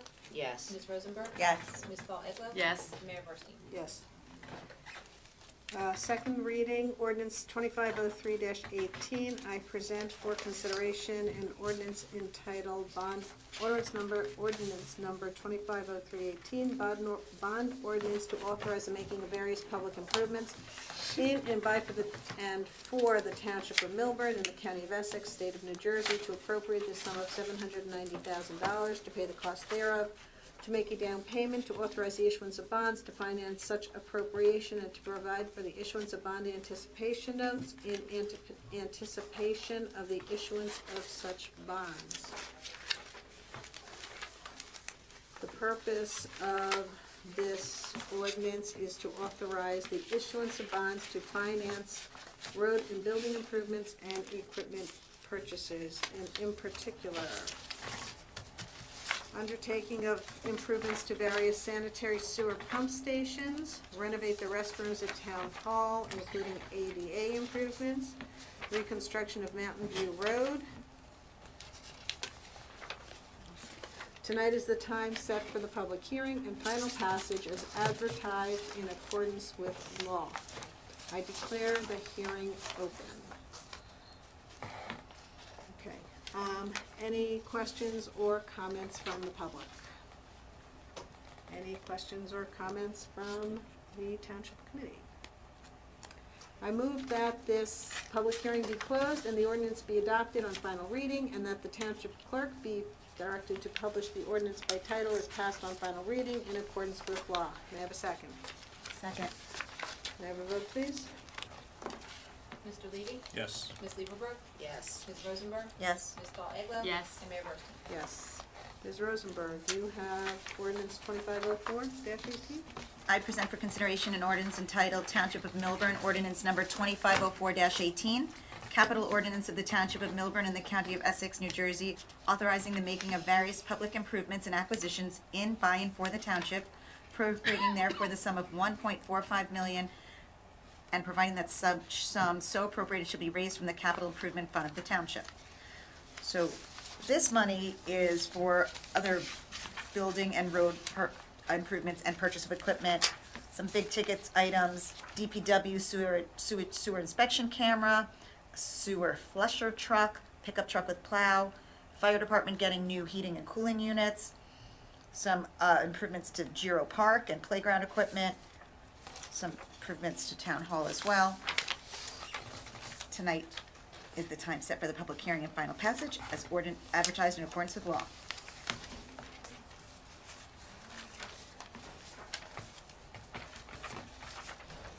I declare the hearing open. Are there any questions or comments from the public? Yeah, hi. Sarit Katz, 11 Fairfield Drive. Why are they separate? Like, what is the difference in the way they're financed, or why is it two separate ordinances? Can somebody just explain why one, you know, the $800,000 one and the 1.5 million are separate instead of all together? Is there some different way they're being financed? Yeah, the first one that was read is financed as a note, as a bond anticipation note or long-term debt, where the one that was just read is raised through the budget. So it's just cash? Correct. So out of our accounts. Okay, so then why is one being bonded and one just being paid? Generally speaking, the projects that were listed under the bonded one all receive grant money. So Mountain View is a grant, and the bathrooms we've applied for a grant, and the pump station is not grant oriented, but it's a long-term project that we've had money allocated for in various years. Okay, so now when bonds are issued, do those have to be voted on by referendum? Not at all? How does that work? No, they're voted on by the committee. Just here? Correct. Okay, so sometimes we have bonds that we have to pass by referendum, but not always. So there hasn't been. I think so. I He's think referring to like the for school board, you know, things like that. That's the Board of Ed. Yeah. Okay, all right, thank you. I think the question is there a dollar threshold by which something goes to the public? Is that?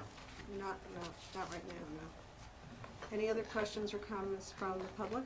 I just have a question. I'll get to that in 1 second. Okay, I'll close the public, the hearing to the public. I move that this public. No, hang on 1 second. Ms. Lieberberg? The general building improvements to buildings including but not limited to Town Hall, do you have any idea what those may be and what the scope of the projects? Yeah, so the westbound and eastbound Short Hills train station is in need of repointing. But you know, this also gives us flexibility if something does come up that maybe takes more attention. But that is the idea with that money, is to repoint those two buildings, because they're in the bottom of the buildings do have some serious you know, the mortar is coming out of it, so they need to be repointed. So we own those buildings, not New Jersey Transit? Correct. Right. Anything else? Anyone else? I move that this public hearing be closed and the ordinance be adopted on a final reading, and that the township clerk be directed to publish the ordinance by title as passed on final reading in accordance with law. I have a second? Second. We have a roll call vote, please. Mr. Levy? Yes. Ms. Lieberberg? Yes. Ms. Rosenberg? Yes. Ms. Dahl-Egler? Yes. And Mayor Burstein? Yes. Mr. Levy, you're scheduled to sponsor the first reading, the introduction of ordinance 2506-18. Yes, thank you, Mayor. We introduced an ordinance 2506-18, the purpose of which is to establish a temporary food license fee for food vendors participating in the temporary events within the township. The fee is to apply to farmers market vendors as well. Only one license fee will be required from farmers market vendors per year. The purpose of it is for health and safety reasons for the residents. The Township Health Officer has concluded that temporary food licenses for vendors are necessary to participate in temporary events. The fees will be $50 each, and this is to allow the health and food, or the Township Health Officer, to make sure that vendors supplying food at these temporary events are indeed licensed and to be reviewed. That is the statement of purpose. I move that this ordinance be taken up and passed on first reading, and that the township clerk be authorized to have the ordinance published in accordance with law on the item, and for hearing and final passage on Tuesday, July 17, 2018. May I have a second? Second. May I have a roll call vote, please? Mr. Levy? Yes. Ms. Lieberberg? Yes. Ms. Rosenberg? Yes. Ms. Dahl-Egler? Yes. And Mayor Burstein? Yes. Okay, we've addressed the old new business. Is there any other new business that anyone wants to raise here? Would that be time for the balloon? That would be time for the balloon. Okay, so, as I brought up at the Environmental Commission, and as my husband knows, I love watching Dateline, and at the end of these Dateline episodes, they release hundreds of balloons. And I found that very bothersome and worrisome being on the Environmental Commission. And I found out that Jennifer Duckworth had already had an ordinance written up about the banning of balloons resolution for at street fairs in Millburn and all street fairs in New Jersey. So I have a copy of that. It wouldn't be appropriate for us because it's an ordinance, but I would like to know how the other township committee members feel, and the Environmental Commission agrees that this is a route to take, and I believe the Green Team would agree, that we do not want to release balloons into the sky, because it's just really detrimental to birds and wildlife and fish and everything. And a lot of shore communities already have banned balloons. And as I was telling this to Alex, he said that at his son's graduation from kindergarten, they all released balloons, and he found that troublesome as well. So I think this is something that we can talk about, and we can, ban releasing balloons into the sky. Do our schools release, do we have instances of balloon release? I don't know. But it's something that we can, before it becomes an issue, we can stop it and say there will not be allowed at graduations, or if there's a tragedy in town, God forbid, this is not how we want to honor somebody. If you feel that way, what is your feelings on this? I reviewed the proposed ordinance and had some questions about it. I'm not against the ordinance per se, but This is just a sample, it's not. as usual with me, it comes down to ordinance writing. And there was nothing in the ordinance that addressed biodegradable balloons, for instance. There are balloons, I looked into it, that are biodegradable. Some latexes, I'm told, are biodegradable, and other forms of balloons are biodegradable as well too, which obviate the bases behind this proposed ordinance. That's one. So Are the strings biodegradable on those balloons? there are both. I'm told from sample website views that they're more expensive. I don't know if people employ them or not. Two, there was no age restriction in the proposed ordinance. So for instance, if my 14-year-old son was taking balloons home from an event without intending to release them and lost custody of them and they floated away, is he subject to the $500 fine, or is the parent? Sam, this was something Jennifer Duckworth had written up. I'm not asking you to defend, I'm Yeah, just saying. no, I don't even, we would have to start from scratch. He's going to juvie. He's going to juvie, big fine, you're paying. But what I'm saying is, this is something, how are your feelings about banning balloons, releasing balloons at street fairs, at schools, at different community events, in mass? And even if it was a biodegradable balloon, what happens to it as it's degrading? Has that string gotten caught in a tree? Has that string got in a bird's nest? I don't know. There's also an issue of enforcement. How is it that this is enforced? Well, the schools will not encourage it, number one. And I don't think we're sending our police department out on this. it's to discourage it. It's to say, It's an please ordinance do not. without an enforcement mechanism, which renders it. Well, why don't we go through this? The real question is, we're not gonna debate the language of it now and the provisions of it now, but just as The a merits. general idea, is it something worth pursuing? That's really the question as we're sitting here today. Right? Yes. Okay, so what do you think, Ms. Lieberberg? I would support some kind of restriction on balloons based upon what I've read. If they end up in a pond, an ocean, somebody's a wildlife, it could be very detrimental to the health of birds and animals. So I would certainly think about this. How about you, Ms. Rosenberg? I'm trying to think of a good song to sing about 99 red balloons, but I mean, I think it's great to be forward-thinking, especially environmentally conscious. If we're going to start thinking of ways to be environmentally conscious, are we going to also prohibit people bringing plastic bags? Because I've been green teamed at the supermarket, and these are things. So my thoughts are maybe we have the green team give us some proposed best practices, which include those that we encourage our residents to do. I don't see the police out trying to decide whether it's a good balloon or a bad balloon or things like that. But I do think it's nice that we show that we care. That's the first step. Mr. Regan, any thoughts? I just shared my thoughts. Well, no, but my question is, would it be something worth pursuing? Not so much as to the language of the ordinance or the resolution, whatever it may be. For me, it comes down to ordinance writing.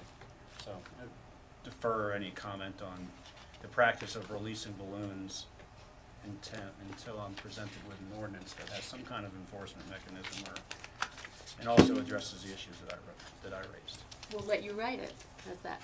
I choose to edit one, not write one. Ah, Is this something you want to take back to the Environmental Commission for yes. some attempt at either ordinance? I mean, if it's going to be an ordinance, I don't know that a resolution, other than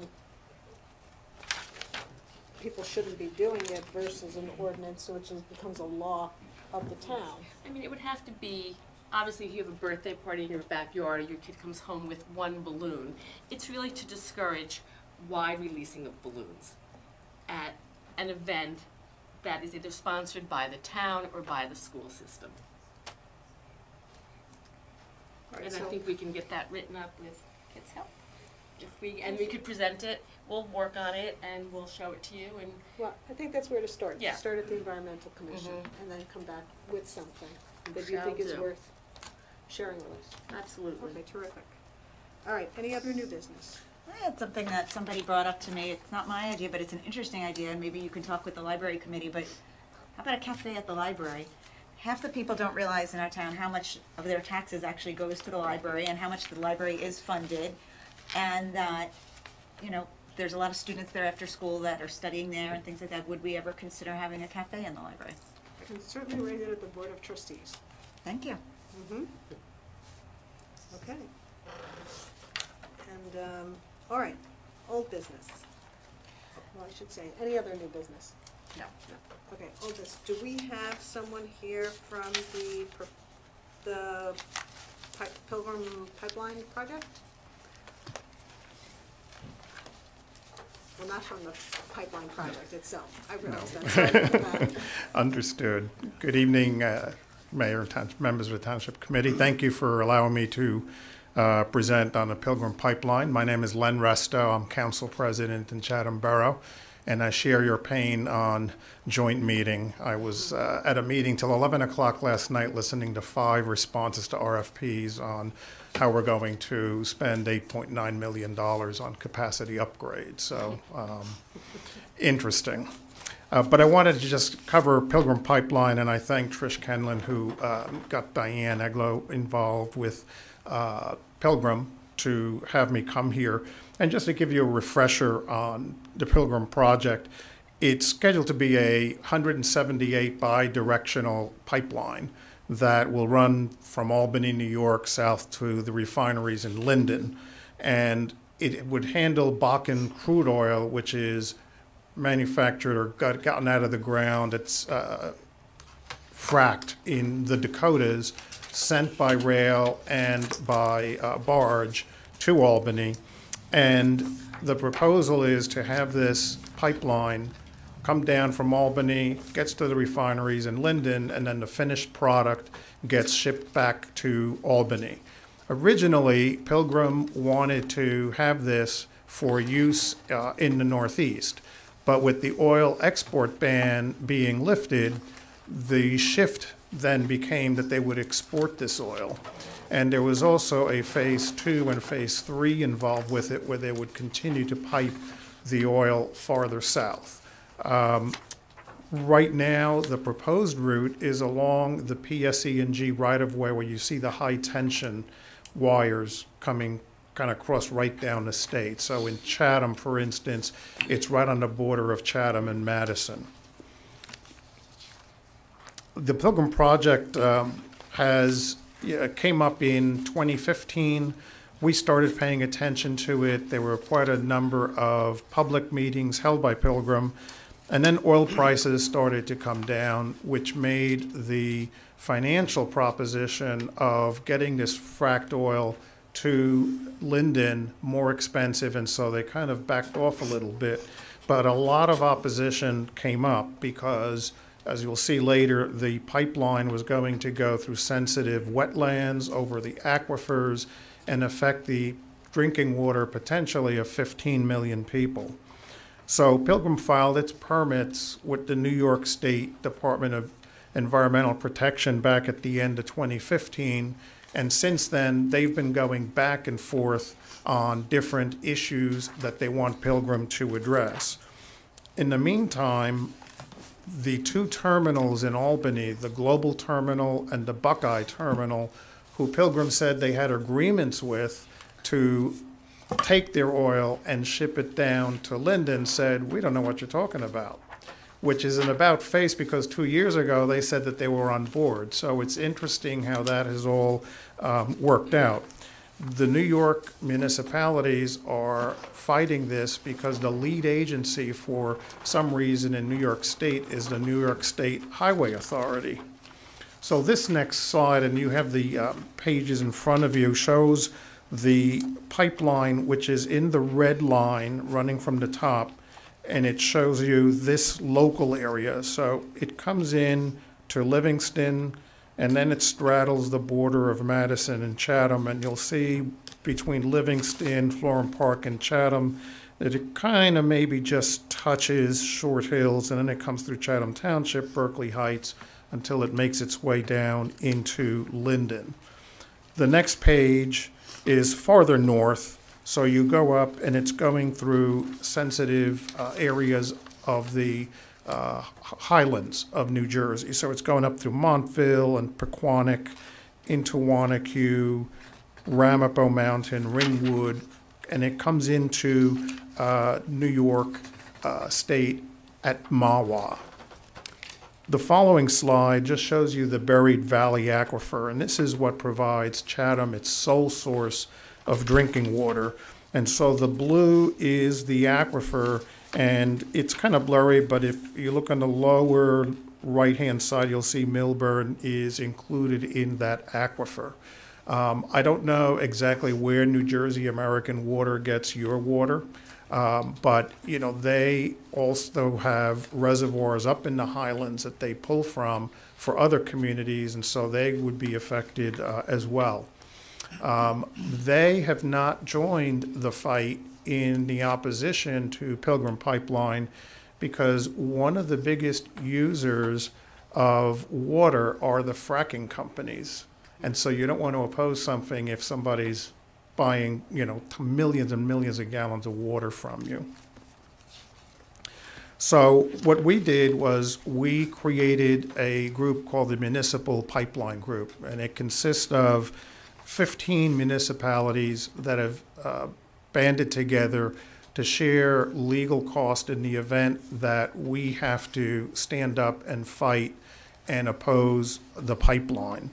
And the reason we did this was under Governor Corzine, in a very well-intentioned act, he wanted to have the DEP break the logjam of approvals by giving the DEP 90 days in which to respond.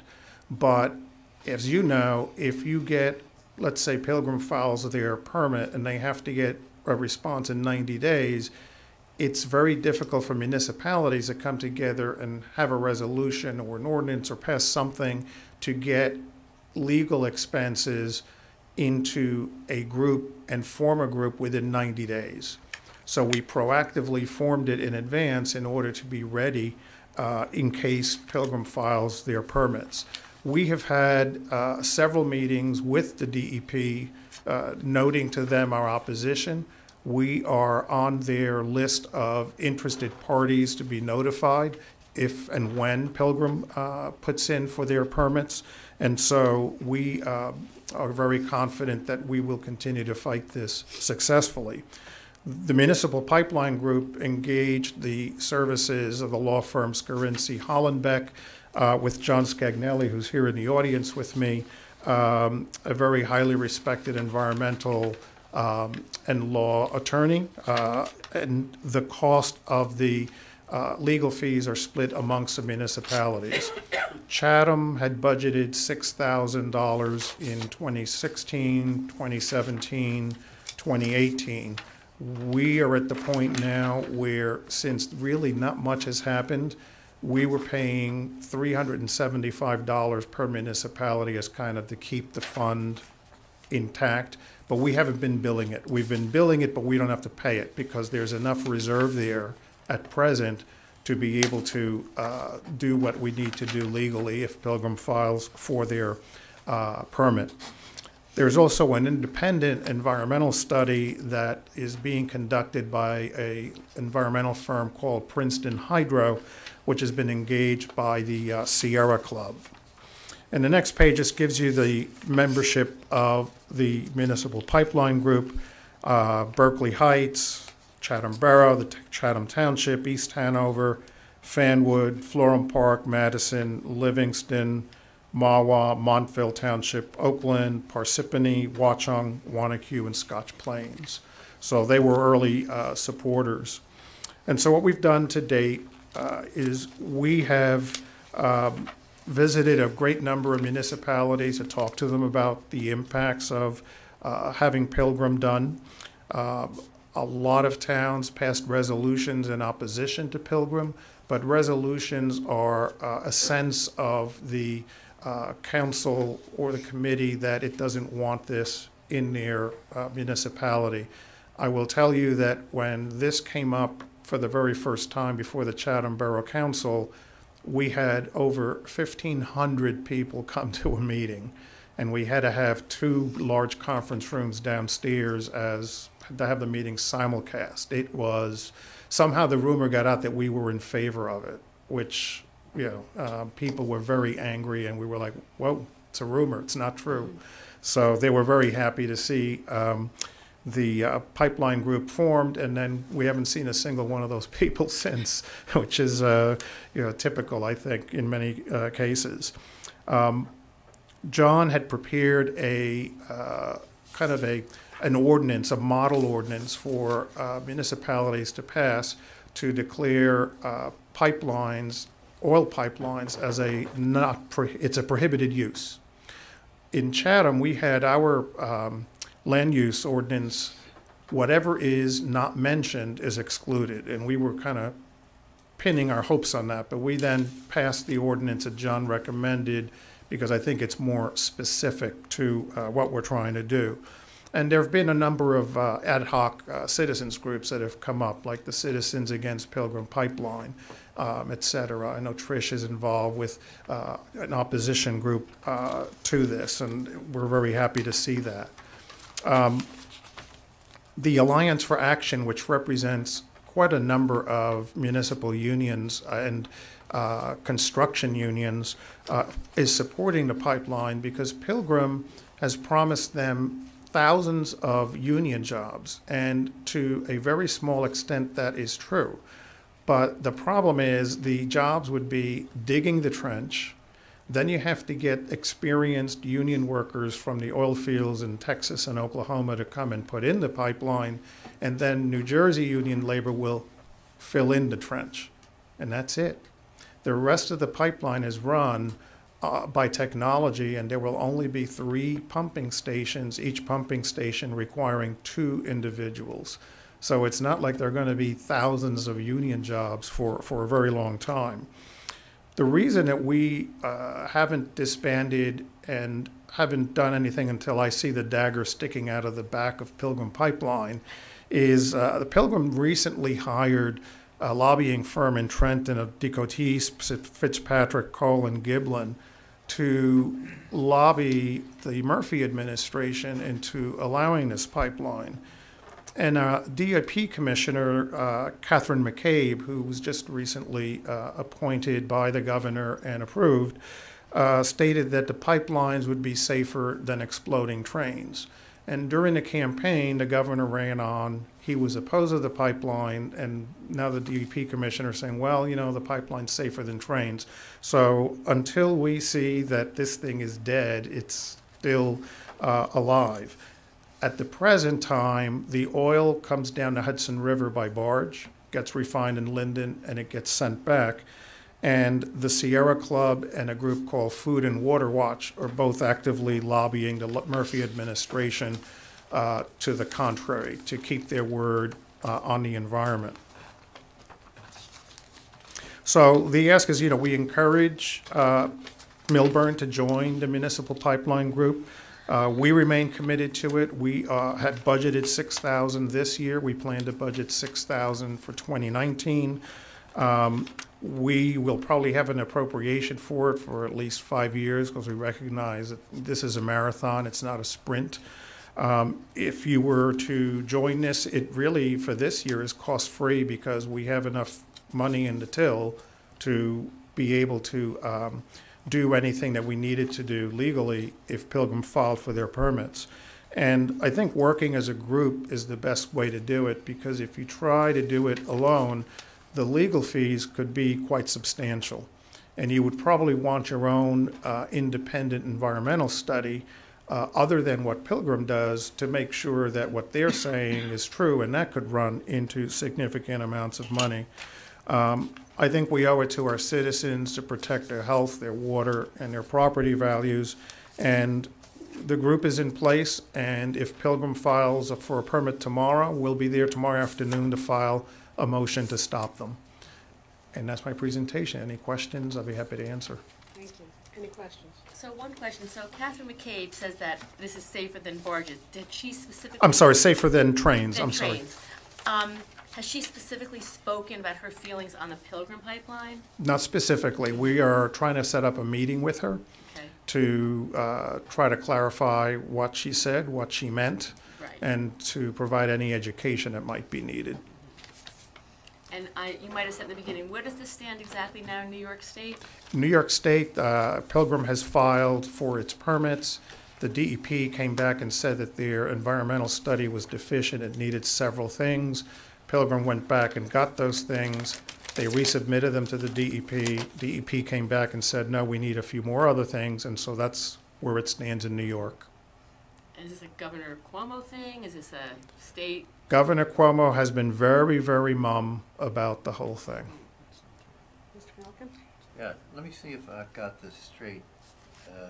To summarize, the funds to be raised would be to file or use legal services to resist the issuance of a permit at the DEP. Correct.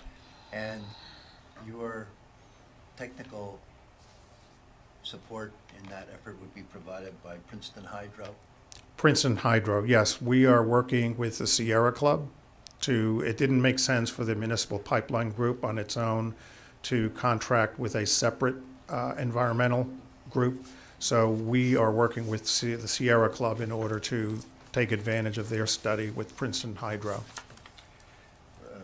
Without talking about specific dollars, having been involved in permit proceedings, these are very expensive undertakings, particularly in connection with an enterprise such as this. Have you gotten any indication of what the cost would be for the resisting the permit and funding Princeton Hydro? And are there other groups who are going to kick into that? Because it sounds to me like the kind of monies you're talking about are not likely to. Right. Well, the monies thus far cover the initial filing, and the towns all got in with the understanding that if and when it came to the point where there was a legal fight, that there were going to be extra contributions that had to be made into the fund. But what we're doing is we're going and trying to convince as many municipalities as possible to get into this. And we certainly, we're after Jersey City, Newark, Bayonne, Hoboken, which all get their waters out of the Highlands. But you're right about that point. As far as the passing of the ordinances, and this is just a rhetorical question. If the DEP issues a permit that allows the construction of this pipeline, would that preempt all of these local ordinances that say no pipelines here? Well, that's a very interesting question that we've actually discussed. And in New Jersey with home rule, the belief is that the ordinances will trump the DEP permit. The DEP may provide the permit, but a municipality can say you can't put one here, and it just creates a legal fight. A lot of this is putting a lot of obstacles in the way of Pilgrim so that they realize that this is an impossible task for us to achieve and we're not going to do it. PSE&G to date has not granted them permission for the reason that the route that they want to take along the PSE&G right-of-way is the exact right-of-way for the transcontinental gas pipeline. And you kind of don't want those two too close together. Thank you. Yep. This is speculative in many ways because this isn't even close to being approved in Albany. And the Cuomo administration has voiced opposition to this. There's a million municipalities along the way that have voiced opposition to this. Yep. So this is decades, perhaps, away from being realized to the extent it even makes its way, navigates its way through New York, right? It could be, and that's very possible, and we're hoping that that is the case. Because if it is, then I think Pilgrim will realize, and their backers, they're backed by a firm called Nataxis, which is a venture capital firm that's putting money into this. And I think they would just say, this isn't worth the fight to continue doing this. When the original meetings were held, and a gentleman by the name of George Botchus, who was an executive vice president for Pilgrim, he spoke in Madison, New Jersey at a town hall meeting, and at that time, this was back in 2015, they thought that they could have this done, approved, and in the ground and going by the end of 2018. And here we sit, and as you mentioned, it's going nowhere. Right, so. But not dead. There's no urgency in, let alone with Millburn, but for any Millburn, or for any New Jersey community to participate in any of this, because it's speculative whether it'll happen. Yeah. And even if it was approved in New York, and by the way, I would professionally disagree with you that it doesn't trump local ordinances, but setting that aside, even if it was approved, we would have more than enough time to, we meaning Millburn and other townships, would have more than enough time to react. And nothing happens in 90 days that would be required to get this funding, so there's no urgency on any of this. Right, right. And if you wanted to get into this group, you could get into the group at any time. So. Now, one other question. The law firm, who is its client? Is it your borough? It's not the, all 11 of these. It's the group as a whole. So has an entity So- been formed? Right, so. So an entity is formed, So and what's the name of that entity? the Municipal Pipeline Group, Inc.? Inc. LLC? Yes, Inc. Inc. And so what we So- do, So that firm's client is that Inc.? that is correct. And then the individual municipalities are billed by the law firm on a monthly basis as the retainer. It's like $350 a month, which has now been suspended because of the money that we have in And that- store. That Inc. has a board of directors and everyone has one seat on the board? The individual municipalities each have a seat at the board, that's correct. Okay. And the chairman of the board is? The chairman of the board right now is Chatham. Anybody else? I just want to remind the Township Committee and the residents that we did sign on in 2015 a resolution opposing it. So this would really be the next step if we want to really stand behind our opposition. And at this point, we would not be asking for money, but we're asking to make the commitment to say, yeah, not only made a resolution to say we're against it, but to put our money where our mouth is. We're not being asked for money. But not yet. They're not asking for a check yet. It's the commitment that if it has to come to be, we are willing to back it up with money. With what money? With what amount of money? I mean, I don't think that's what Not you're as much asking. as a joint meeting. Well, we arguably get something more out of the joint meeting. Yes, you would. Okay, so, but you're not, I understand that your borough committed $6,000, and that's a suggestion that other boroughs like Millburn should do the same. But you're not here, there's no actual ask amount. There's no ask amount, Right. no. And so you're really here to say, think about advancing some money, because that really commits you. That adds you as member 12 to the board. That's Right. correct, yes. But having, like I mentioned before, if the more and more municipalities that come on board, we show Pilgrim that, hey, people don't want this. And you show the state. that people And you don't show want the it. state, exactly. Right. Great, well, thank you very much. Thank you for your Thank you. time, Thank appreciate it. you. I'll leave you my cards. Yeah, and there's extra copies of the presentation on the table for residents if they want.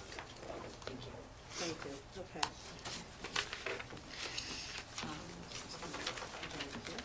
Thank you. All right, we have two other items of old business. One is the proposed chicken ordinance, and the other is the proposed amendment to building and house code. I haven't looked at the revisions to the chicken ordinance, so I'm not able to discuss it at the moment. Of the changes from, Whatever Mr. TV you want provided. to see them? I actually want to be able to digest them. Okay. But, yeah, let me just see. They're what I not was thinking. substantial to change the meaning of the ordinance.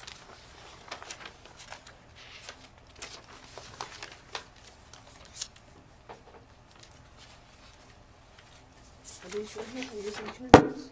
It looks like my scribble. Oh, I don't recognize yours, okay. Well, Okay, so it go ahead. doesn't change the meaning or the essence of the ordinance, what we would like to see, right? It did acknowledge chicken as pets, and I don't know that that was the right word. Well, some people consider their chickens their pets. Yeah, we had a lot of people here. I added that because we had half the people here, if not more, that were advocating on behalf of chickens, had them as pets. Well, they don't, Half? not half. We only had, what's her name speak? Savannah. Savannah. That wasn't pets. There was another. She just said her kid liked holding them. Yeah. No, there was another, I don't want to say her name, but there was another person here who said that they kept them as pets, not for eggs. No. Yes. Here? I'll tell you offline who it was. The whole point is to get an egg a day from your chicken. No, this other person said that they raised them the same way people raise pets. You'll have to tell us offline. But irregardless of the fact, this has been bounced around now for many, many, many months. And I felt, and I, approached Jody that we need to bring this back for discussion to see how the other committee members feel about it. And Sam made a couple of changes. We discussed it with Kit. And the essence is there of what we want to achieve. So there are some rules in town if you want to have a chicken coop in your backyard. And it's pretty restrictive. It costs some dollars. And, how do you feel about it? So both of you think that it would be appropriate to have limitations on chickens and limitations on residents who want to have rules and regulations for those who want to have chickens? Correct. Okay. I personally agree. I think that we should have those. I think for the residents who are next door neighbors to our chicken owners, I think it's fair to protect them, especially because there are, it's bad facts make bad law. So you have chicken owners who are not good neighbors, and because of them, we have to protect their neighbors. And when people ask us how many people own chickens in town, we have no idea because there is no ordinance, there's no licensing needed. So we will have an answer if it goes to that. Right. So I think that we should perhaps at our next meeting do a first read, introduce the ordinance. Everyone can take one more go over of the ordinance, and since our next meeting is July 17th, so it's almost a month away. If anybody wants to make any other changes to the ordinance, do it within the next couple of weeks, and then we can circulate it and then have it ready for a first read at our July meeting. Okay. Good? Okay. And thank you. Thank you. Okay, the proposed amendment to building and housing code as built conditions. So we also got a proposed ordinance for that. I just had a couple of questions on that. A licensed land surveyor is the person who would determine the height of a building, the framing? And what about, for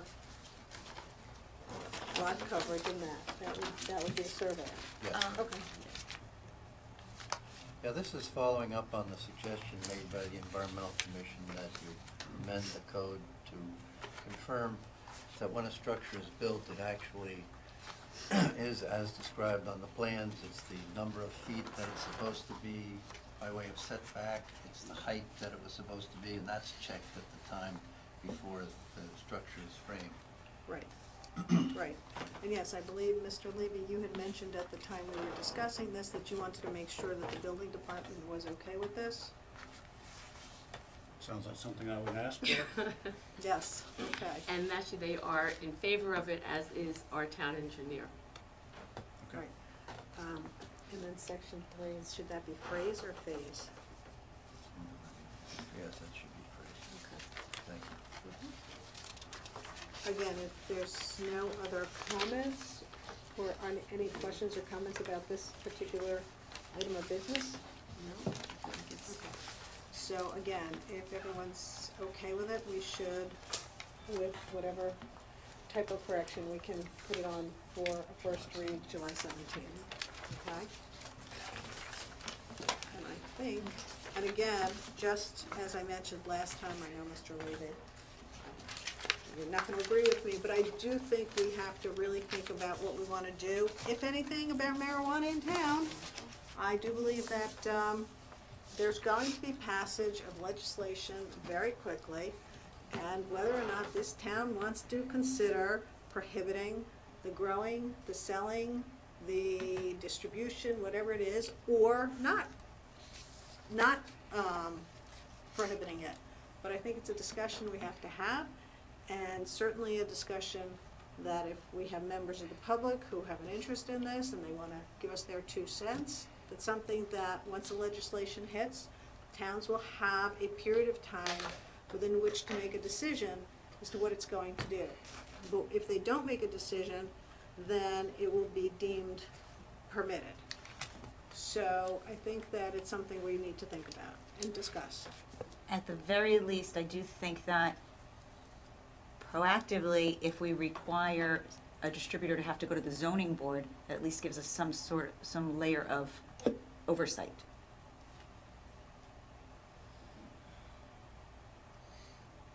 I mean, whether it's a permitted use in a zone? Before we decide whether it is or isn't, at least if we have. But that's not fair to ask our zoning board to make that decision. That's not their purview. That's not their job. It's our job to make that decision whether or not it's going to be allowed in the township. Well, where we allow it, is a different thing. Where we allow it within the town, if we decide to allow it. But the first question is, are we gonna allow it at all? Allow what? Either the growing, the sale, the distribution, or any of them. Well, it occurs to me that we would need a council's opinion on the extent to which it's constitutional to pass such an ordinance. Haven't some towns already done Yes. just that? Chatham. Okay, so. Did he leave? So what I said before is, the legislation as it's now pending is giving each municipality the option of opting out within a time frame. So that's the question. Right, but there's still a New Jersey state constitutional issue on these things, so before I would be willing to consider any ordinance on this, I'd need to make sure it passed constitutional muster. Okay, well, I'll leave that to you, but in the meantime, for those who are less concerned about the constitutionality of it, I still think it's a discussion we have to have. Can we So get it's some, something- can we get some more information too on the financial aspect of it, in terms of, I don't think the municipality, if we were to agree, would see any of the money. Is that correct? You know, Well, there's a whole issue with money in marijuana, because federally it's illegal. So you're talking about a cash business, among other things. So, I mean, there's a lot of issues with marijuana, but, you know, it's something that I don't think we can ignore. may I suggest a committee to study it? Street. Sure. You want to be on the committee? Sure. Who wants to be the second on the committee? I'll sign it. Okay. You'll sign up? Okay, we have a subcommittee to. Let me ask you a question. Since we do not currently have our ordinance in this town against a 24-hour operating business, would this be the time to possibly get that in discussion as well?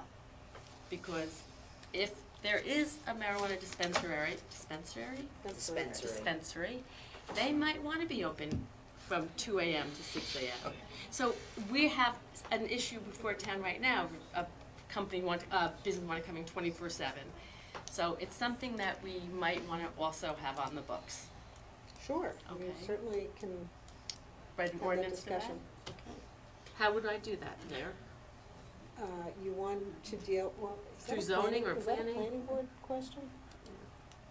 Well, it It can could be. originate in either place. You can originate. You can originate I can here, hear. too. You can Oh. originate such an ordinance here, or you can ask the planning board to take a look at the issue and maybe. That could go in the master plan, something that we don't want, 'cause that's tomorrow night's discussion, people But- should know. But that's too specific for All tomorrow right. night, yeah, that's actually, probably should come from here at this Okay. point, so the planning board can do its job with the master plan. So maybe that's something we can start looking into. Sure. Ban 24 hours, or some might permitting want it. permitting it. Mm-hmm. So, yeah. Okay. Are Yes, there, Ms. is Liesel. there any information that we should be reading to educate ourselves in terms of what other municipalities have done to address this marijuana? Yeah, you're the only one I was in touch with Yeah. about that. The seminar, which I had mentioned the last time, was held a couple of weeks ago, so it's not available, but I've asked if we can get the materials, which includes ordinances, in which there was only, I think, one town that had already passed an ordinance in anticipation of this becoming legal to allow it. Morristown? Oh, to allow it? Yeah. Chatham. No, against it. Chatham's against. How about But, Maplewood or Montclair? But anyway, and several have passed ordinances against, but yes, I'm gonna pull together whatever I can find for you, Okay. and of course, the legislation. Now, the one thing that was touched upon here, which did come up at this seminar, I know from talking to someone involved, was that irrespective of all of this, the federal government has apparently adopted a very light enforcement footprint to date, and with states that have allowed marijuana purchase, growing, distribution, they've kind of shied away from enforcing.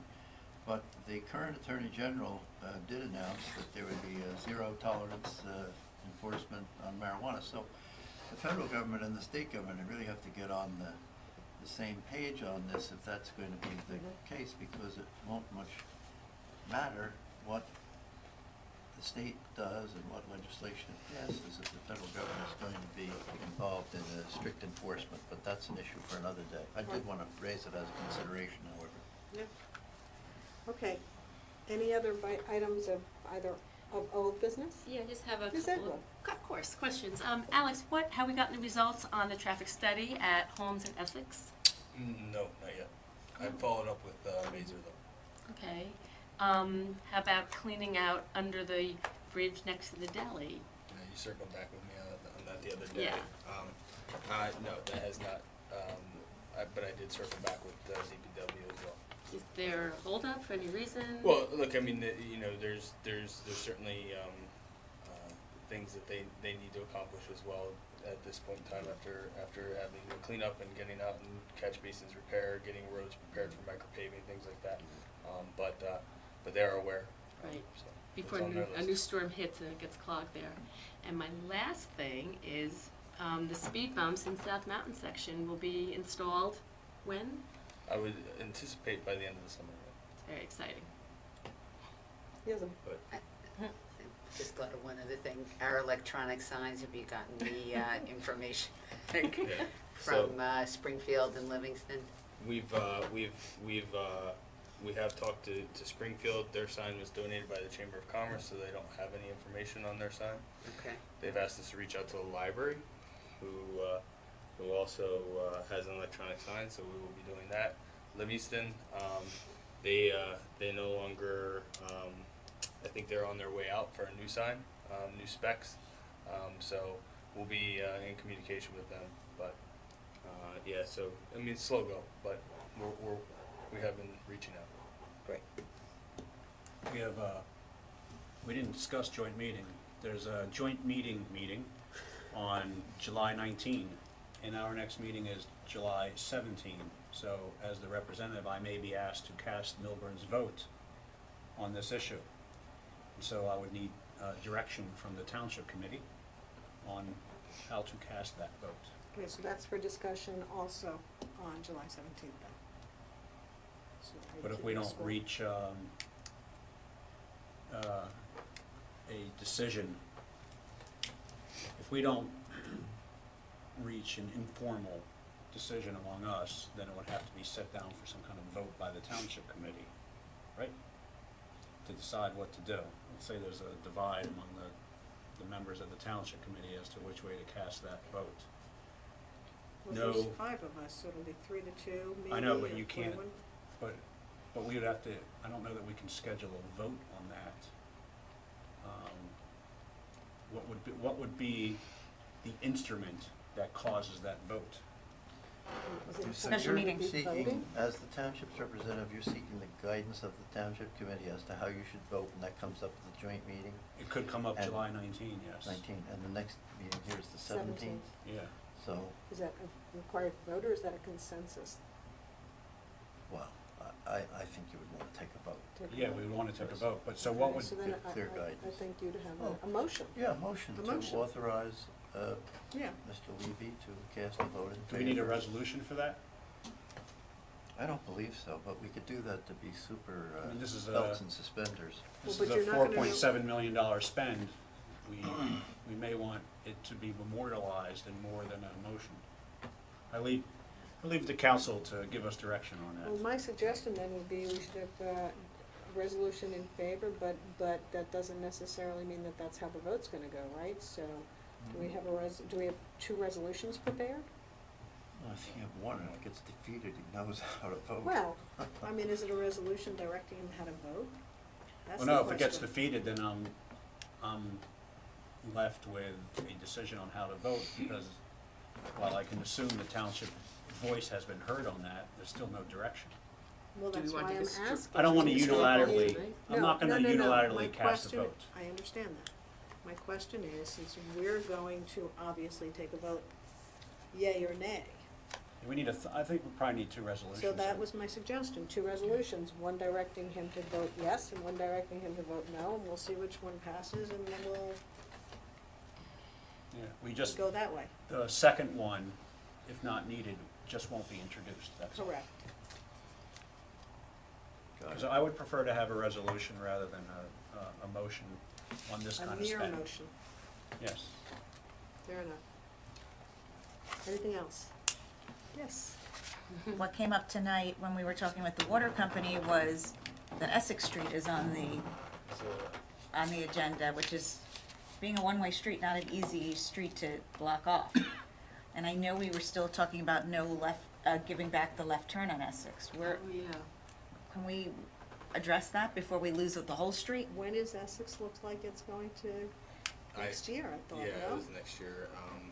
It was on the 18 They on haven't the brought slide. it to my attention at this point. But again, last time they brought it to your attention a week before, and then we That's true. closed down Old Short Hills Road. You know, We- let's circle back with them. Yeah. Let's, I'll talk to them on the next. I Please. did write it down.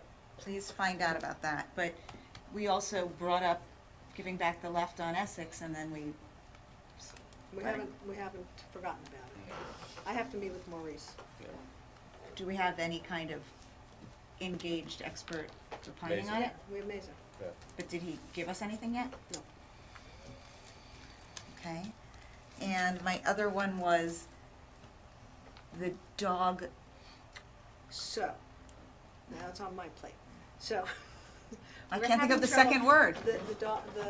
Whatever it's called. The dog shelter. Sonali, Yes, kennel? yeah, actually. The kennel. So because of God knows what, there's questions as to ownership of the streets. And we've gotten quitclaim deeds from everyone but New Jersey American. So, wrong department. So I've been playing phone tag with the in-house counsel, and so it's my turn to call him and see, and once we get that quick claim deed, we can start moving to the next You're level. on it. I'm on it. Okay. So that's with respect to this. Canoe Brook. Canoe Brook Animal Shelter. Right. Got Excuse me, Shelter. Finneran Way Animal Shelter. Will that be the official name? It is. Oh. Well, no, it's the official name of the street. But it will be the Finneran Animal Shelter That as well. I don't know. That I don't know. Anything else? No. That's it. All right, well, your guys are up. Okay. Public discussion. When invited to speak, come up to the lectern, state your name clearly, your address, speak into the podium microphone, so your comments can be understood by all and properly recorded. Whenever you you or speak from a written statement, please give or email a copy to the Township Clerk's office at cgotti@millburntwp.org. You're each asked not to speak for more than 3 minutes. And does any member of the public have any comments? Yes, please. Thank you. Beatrix Shear, 101 Oakview Terrace, Short Hills. I'd just like to know, what is the news on the Builders Remedy lawsuit and the affordable housing plan? Okay, so What's the going bill- on? Well, whatever has been filed publicly has been filed publicly, and I don't really think that much else is going on at the moment. We've had a special master appointed, Yes. right? And that's about as far as it's a brand new lawsuit, so. What? Are there negotiations going on or not at this point? I'm just asking. We haven't met Oh. on our No. new committee. Oh, your committee hasn't met? No, our committee has not met. Okay, Yeah. Okay. thank you. And what was your other question? No, that was Oh, it. that Oh, was the question. affordable housing plan, but I assume the answer there is The the same. affordable housing plan was approved by the planning board, so I'm not. Yes, very- no, I mean, but it It's the has to same- be. It's all related. Yes, Okay. thank you. Barry Tornick, 38 Meadowbrook Road, Short Hills. Welcome back. Thank you. First of all, I want to thank the committee for taking up the chicken issue. I greatly appreciate that, especially Ms. Rosenberg and Ms. Iglo, who got personally involved. I know Mr. McDonald was also helpful in that. I guess we had provided some input into what you came up with. The last we heard about this was the minutes from the February meeting, and I guess we're wondering whether a copy of whatever it is you drafted is available and what the process is going to be. It will be when it's final draft. Okay, well, so we wanna put that'll it be for to the a first final- meeting, for the first reading? Well, we haven't done a first reading. The first I know. reading will be in July. July, right, okay. Right. That's when it'll be available? That's when it will be Okay, available. great. And then there'll be public discussion at our August meeting. Okay, So we do a first reading. Yeah. No public discussion. Right. And then at the second reading, when it's up for adoption, okay, will be when we'll have public discussion. okay. That's July and then August But for I the think, second? yes, it's July and August. Usually it's 30 days apart. Okay. We just have one meeting in July and one meeting in August. Yeah, very good. And will the ordinance be available for review prior? We should, right? No? Not before the first. Not before the first reading, okay. But it'll be posted on the website. Right. After the first reading and will be available in the clerk's office. Okay, great, very good, thank you. It should probably be available here too, no? At the night of the meeting? Yeah. Yeah. There'll be a copy. I'm back. Laney Rothbart, 49 Oval Road, Millburn. 3 items I wanted to mention. First of all, I walked in here 20 minutes after you began because this entire parking lot was full. There are only 2 dedicated handicap spots. Basically, all the way from Town Hall servicing up to the Millburn Deli. Those are the only 2 handicap spots available. Servicing how many merchants? 20 merchants, 30 merchants, in addition to the Town Hall. I came before you last year and requested that there be dedicated handicap spots on street. 2 parking spaces is not enough. And, I had to, I didn't even get a handicap space now. I had to get, handicap adjacent, as we call them, close enough where I could walk, but, you know, people who have difficulties cannot be expected to walk 3 blocks just to get somewhere where there are only 2 handicap spaces in this entire section of town. And that's unbelievable. So I do want to remind you that I had requested that last year, and it has not been addressed. As far as the Pilgrim pipeline, I just wanted to make a comment that if this doesn't really affect our town in any way, other than how it may affect other people, I don't think that we should be committing monetary funds at this point, you know. And as far as the gambling, the marijuana, I kind of related to Mr. Levy's question about whether it be constitutional to opt in or opt out, because I'm reminded of the sports betting situation that was just overturned by the Supreme Court. States were offered the option of opting in or opting out of sports betting 20, 30, 40 years ago. And Governor Christie started the movement, and we now have sports betting here because the Supreme Court said if you're offering it to one, you have to offer it to all, pretty much. So just wanted to point that out, that Mr. Levy brought up a very good point as far as the marijuana usage. Living in part of the year in Nevada, which has approved marijuana use, recreational use, I have never heard of any towns in all of Nevada or California or Oregon or Washington or Colorado who have opted out of allowing it. It's just all or nothing. Thank you. Hi, Dominic Borda, Lakeside Drive in Millburn.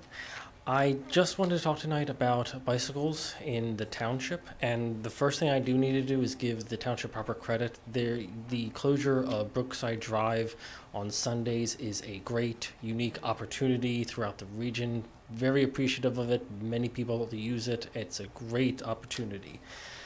I did want to talk tonight, though, that there's no bicycle lanes currently within the township. Even within the Phase 1 area of the Millburn Avenue where the Complete Streets project was started and completed.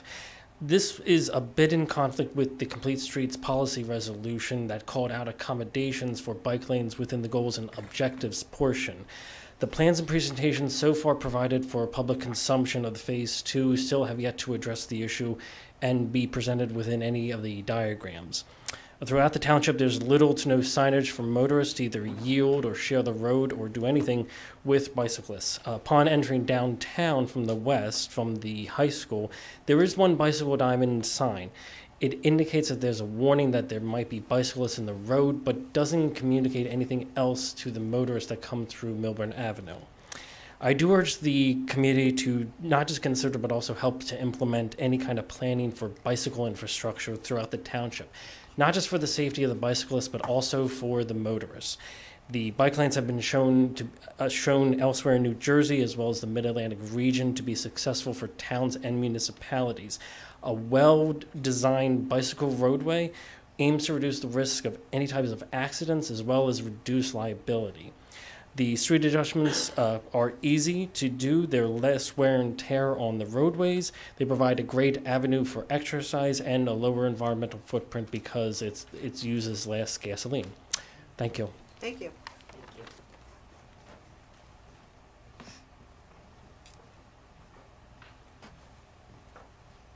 Gary Heller, 56 Byron. Where have you been? He was out biking. Come back often. Well said.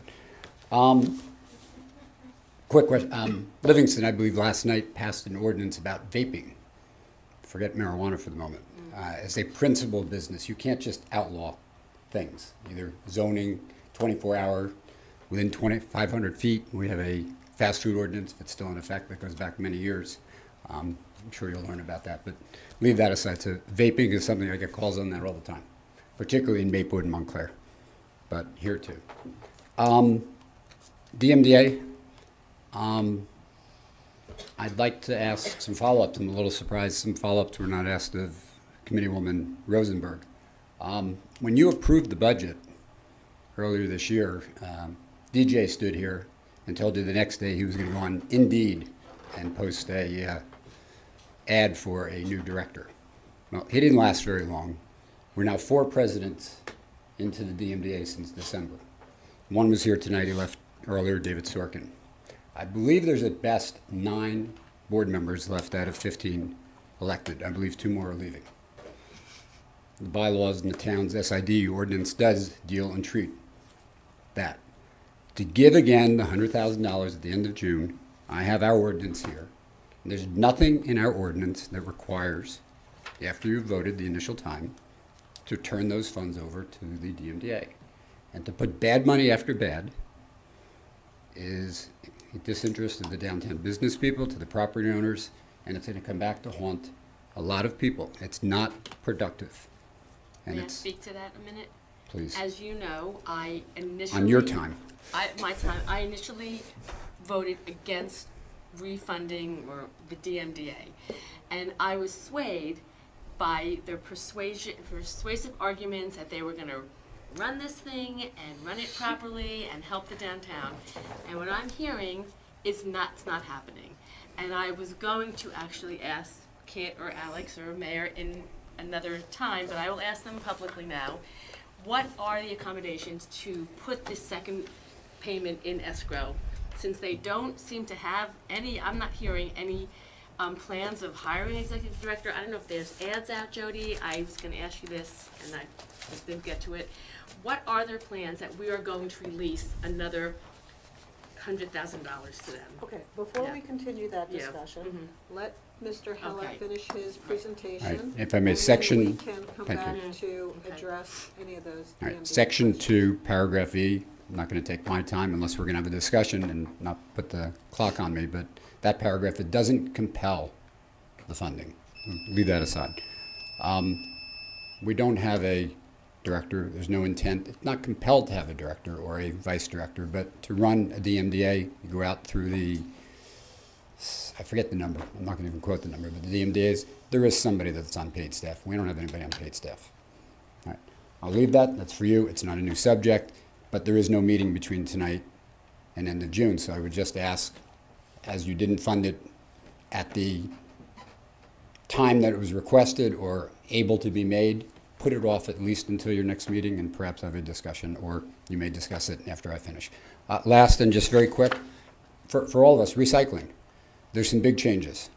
So first question, ask you about shredding. We were shredding today. You're not allowed to put anything in a plastic bag. We're going to have shredded paper flying all over the town. Forget about balloons for the moment. And I agree with you, and I sent some links out about the balloon, and I happen to agree predominantly. There are all sorts of issues with the changes in the ordinance and getting things out to the street. Second item, just because I know from my own properties and from what I read in the newspaper, the recycling market has collapsed. China is not buying. We need to check here, because I know through some of my dumpster companies, we may not be getting our recycling recycled. It may be getting burned. So if we're not negotiating to get perhaps an adjustment in price, and also, by the way, if we're not able now to put plastic and all the other things into recycling, we're putting less weight in. So we should be paying less for the recycling to begin with, and that should be part of a business contract item. Second is to find out, environmentally speaking, what's happening to our recycling.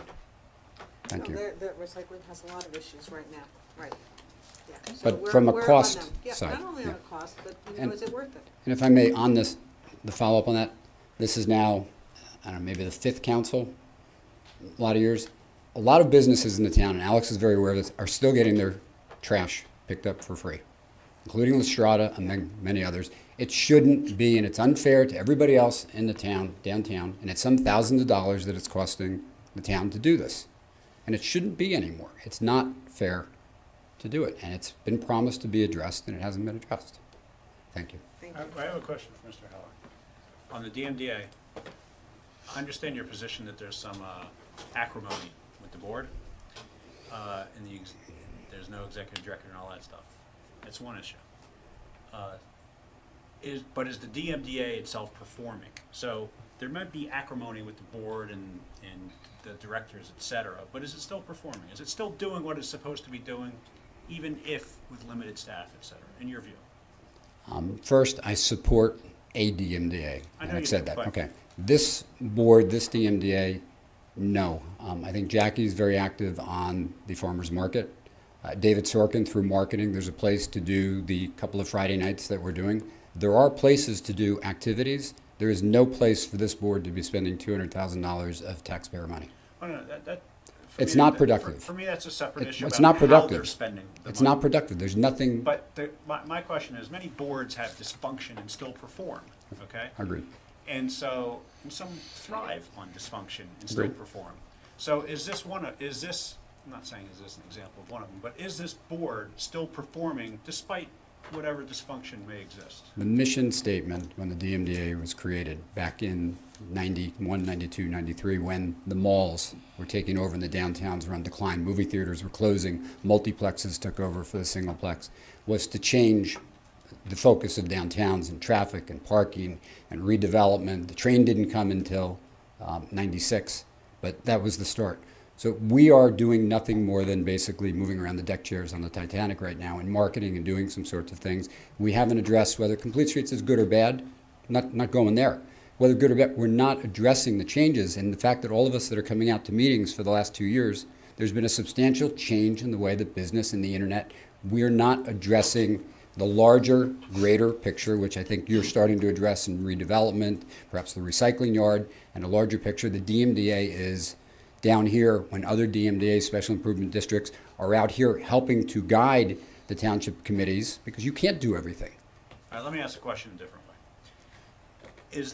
In your view, is the DMDA's board performing at or about the same level as it has for the last 2 years? And I understand you've been challenging its performance for a fair period of time. So with this recent dysfunction, as you described it, as you characterize it, is it still performing substantially in the same way? It's not. There's about 3 people involved. There used to be 7, 8, 9 people involved. There's about, separate from Alex and Jody, there's like 3 active members, maybe 4. But fewer can still perform the same way. I'll beg to differ. There are 15 people in subcommittees and all sorts of other functions that the DMDA would be doing. There is no possible way, and it's not happening. David, nice gentleman, does marketing. Nancy Stone is doing whatever Nancy Stone does. There's 2 other people that are actively involved. One is rewriting the bylaws, a nice resident. There's nobody else. And I think Jody wants to speak. Or Don. I'll wait till he's. I mean, we have a weak DMDA, there is no question about that. I'm not suggesting taking the money away. I'm Well, suggesting But in my opinion, you are. In my opinion, you are because you don't want to fund this DMDA. As we discussed when we funded them, we said we're going to look at them in September. Where have they been? What have they done? And we're going to take a hard look at the DMDA and see whether or not the DMDA, as it is existing, as it is created, if it performs the functions. We agreed to fund them this year. In my opinion, we fund them this year. We let them do it, and if that doesn't work, then maybe we take a hard look as to whether or not we have a DMDA. And maybe we have to relook at it and say, okay, this DMDA doesn't work. Maybe something else has to happen. You can't have it both ways. If you want the DMDA to be in as you picture it, as you think it should work, you should be on that board. I told you that once before. Mayor, Really, They have Mr. not made one appointment since this board was elected. Of the 6 or 7, 5, there's not been one volunteer, not one appointment looked to be made, or if they had tried to make it, no one wants to be a part of it. So if you want to go to the Rodney Dangerfield thing, anything wants to be a part of it, nobody wants to be a part of it. And it's a declining membership, and it's about to go down 2 more people. So you have the ability to change on the fly the same way that you did say that then, and the same way Committeewoman Iglo said that, hey, perhaps, I'm not using her word, a mistake, you have the ability to change that, to perhaps put it on hold, to bring the DMDA in again, and ask them, hey, what happened to all those things that you guys promised us? Not wait until January. Well, wait a minute. The people who promised it are resigned. So now we have a whole different bunch of people in there. And so it's simply unfair to not let them try to do what they want to do. And I'm not willing to do, me personally, not willing to do that. I beg to differ, and I'll I leave that understand. for your discussion. Thank you. Well, would they make a presentation again like they did last time? Well, I think I wanted them to come in September and let us know, A, what they've done, what they're doing, and why we should continue with them. This September coming up? Yeah. Then they're all gonna get the money. Yes, they are. We promised them the money. That's my opinion. Why don't we just give them half then, instead of the whole thing? I mean, we keep giving them money, and they keep showing their dysfunction. But you say yes, they are. I mean, it's a question opinion. perhaps Right. of whether they are. I mean, Okay. this committee gets to decide. Absolutely. And well, I didn't get the answer from Mr. Heller that I expected. An answer. My view of it is, are they still performing? Dysfunction aside, Well, that are they depends on still your- performing? But what's your definition of performance? Mr. Heller's definition of performance might be different than their definition of performance. So I don't even know how you ask that question or answer that question without having a definition of performance. Well, mission statement. Have they ever come up with a mission statement saying what they intend? So have they accomplished their mission since we've refunded them? I don't know. No, I'm asking Jody. Oh. Would you like my current view? Yes. Well, yes. So currently, due to many business owners and property owners who have made it very difficult for the original board to actually even do their job, and it's very hard for them to even get their work done. Then we had a new president come in and who then resigned. So it's kind of interesting how it's being characterized, yet I would say, from having read a lot of emails and kept my eyes on this the whole year, there's a lot of bullying going on of the people who are volunteering to do their job. So it's very hard for people to volunteer, but it's theirs to lose. So Right. I am watching them, and if they, they should be spending money on an executive director. I know David's meeting with somebody tomorrow. They should, because like I told Jackie earlier, if they don't use their budget, I think they're trying to save money and do things themselves. It's not so I'm trying, I can't, I'm trying to be hands-on and hands-off as much as they want. But they are functioning in that there is a design review committee. And when new businesses come to town and they have to look at signage, we have an architect on the board who's doing the sign review. It would be nice if more people helped, but they're not. It would be nice if we had more business owners that were more involved instead of just commenting on bylaws and other things, and get more involved in actually events and other things that they said they would do. They have been doing some events. Granted, it is a few people trying to pull it together, but they're doing it. There was a great event. There's more people coming to town. The evidence is out there that people are coming to town. So could it do better? Of course. It's. I'm sorry, I'm speaking right now. Sure, but if you're asking my view, right now it's theirs to lose, and I'll keep guiding them as much as they need. But they're following their bylaws. They're as they are right now, and they're doing what they can. It'd be nice if more people could step up instead of just criticizing. I mean, from my perspective, it's just mine. I need all these inputs because we have a lot of people who challenge the direction of the bid and speak to it's dysfunctional, all that stuff. They never seem to show up and defend themselves, which leads me to believe that they're either indifferent or the challenges are being portrayed accurately, both of which are damaging, in my view, to the continuation of the bid. So I would suggest that to the extent that anyone's paying attention to our comments today from the bid, that they do show up and start defending what it is they're doing and what's going on with the board, and that they continue to perform, and that everything that was said to us to cause the township committee to continue to fund them is being delivered. Not unlike any other organization that goes to an outside organization or a township to receive funding. You have to defend what you're doing with the funds. There's a committee that takes a look at that, and you have to present what it is you're doing without any expectation that that funding will just naturally continue, in my view. So when are those funds intended to be released? Well, there's a second half letter that goes out to the property owners. So I'll have to check with the tax collector exactly when that will go out. So, no, but do you know when we are expected to release that to the DMDA? Is it June 1st, July 1st, August? I believe it is actually September. Oh, so it's September. So they do Right. have time to come in and make a couple of presentations and fill us in like they did last time. They can come in the July meeting. Again, and this would be, and Mhm. just to let the committee know that if the money is, if you release the money when it is received. I'm sorry, say that again. If you release the money when it is received, again, you can float that money, but the money will be received by a certain date, which will be determined by the letter that's sent to the property owners, and that's when you would release the When money. did we release the first? The first was in April. I wanna Okay. say. And when is the second? He just said. But you said it was June.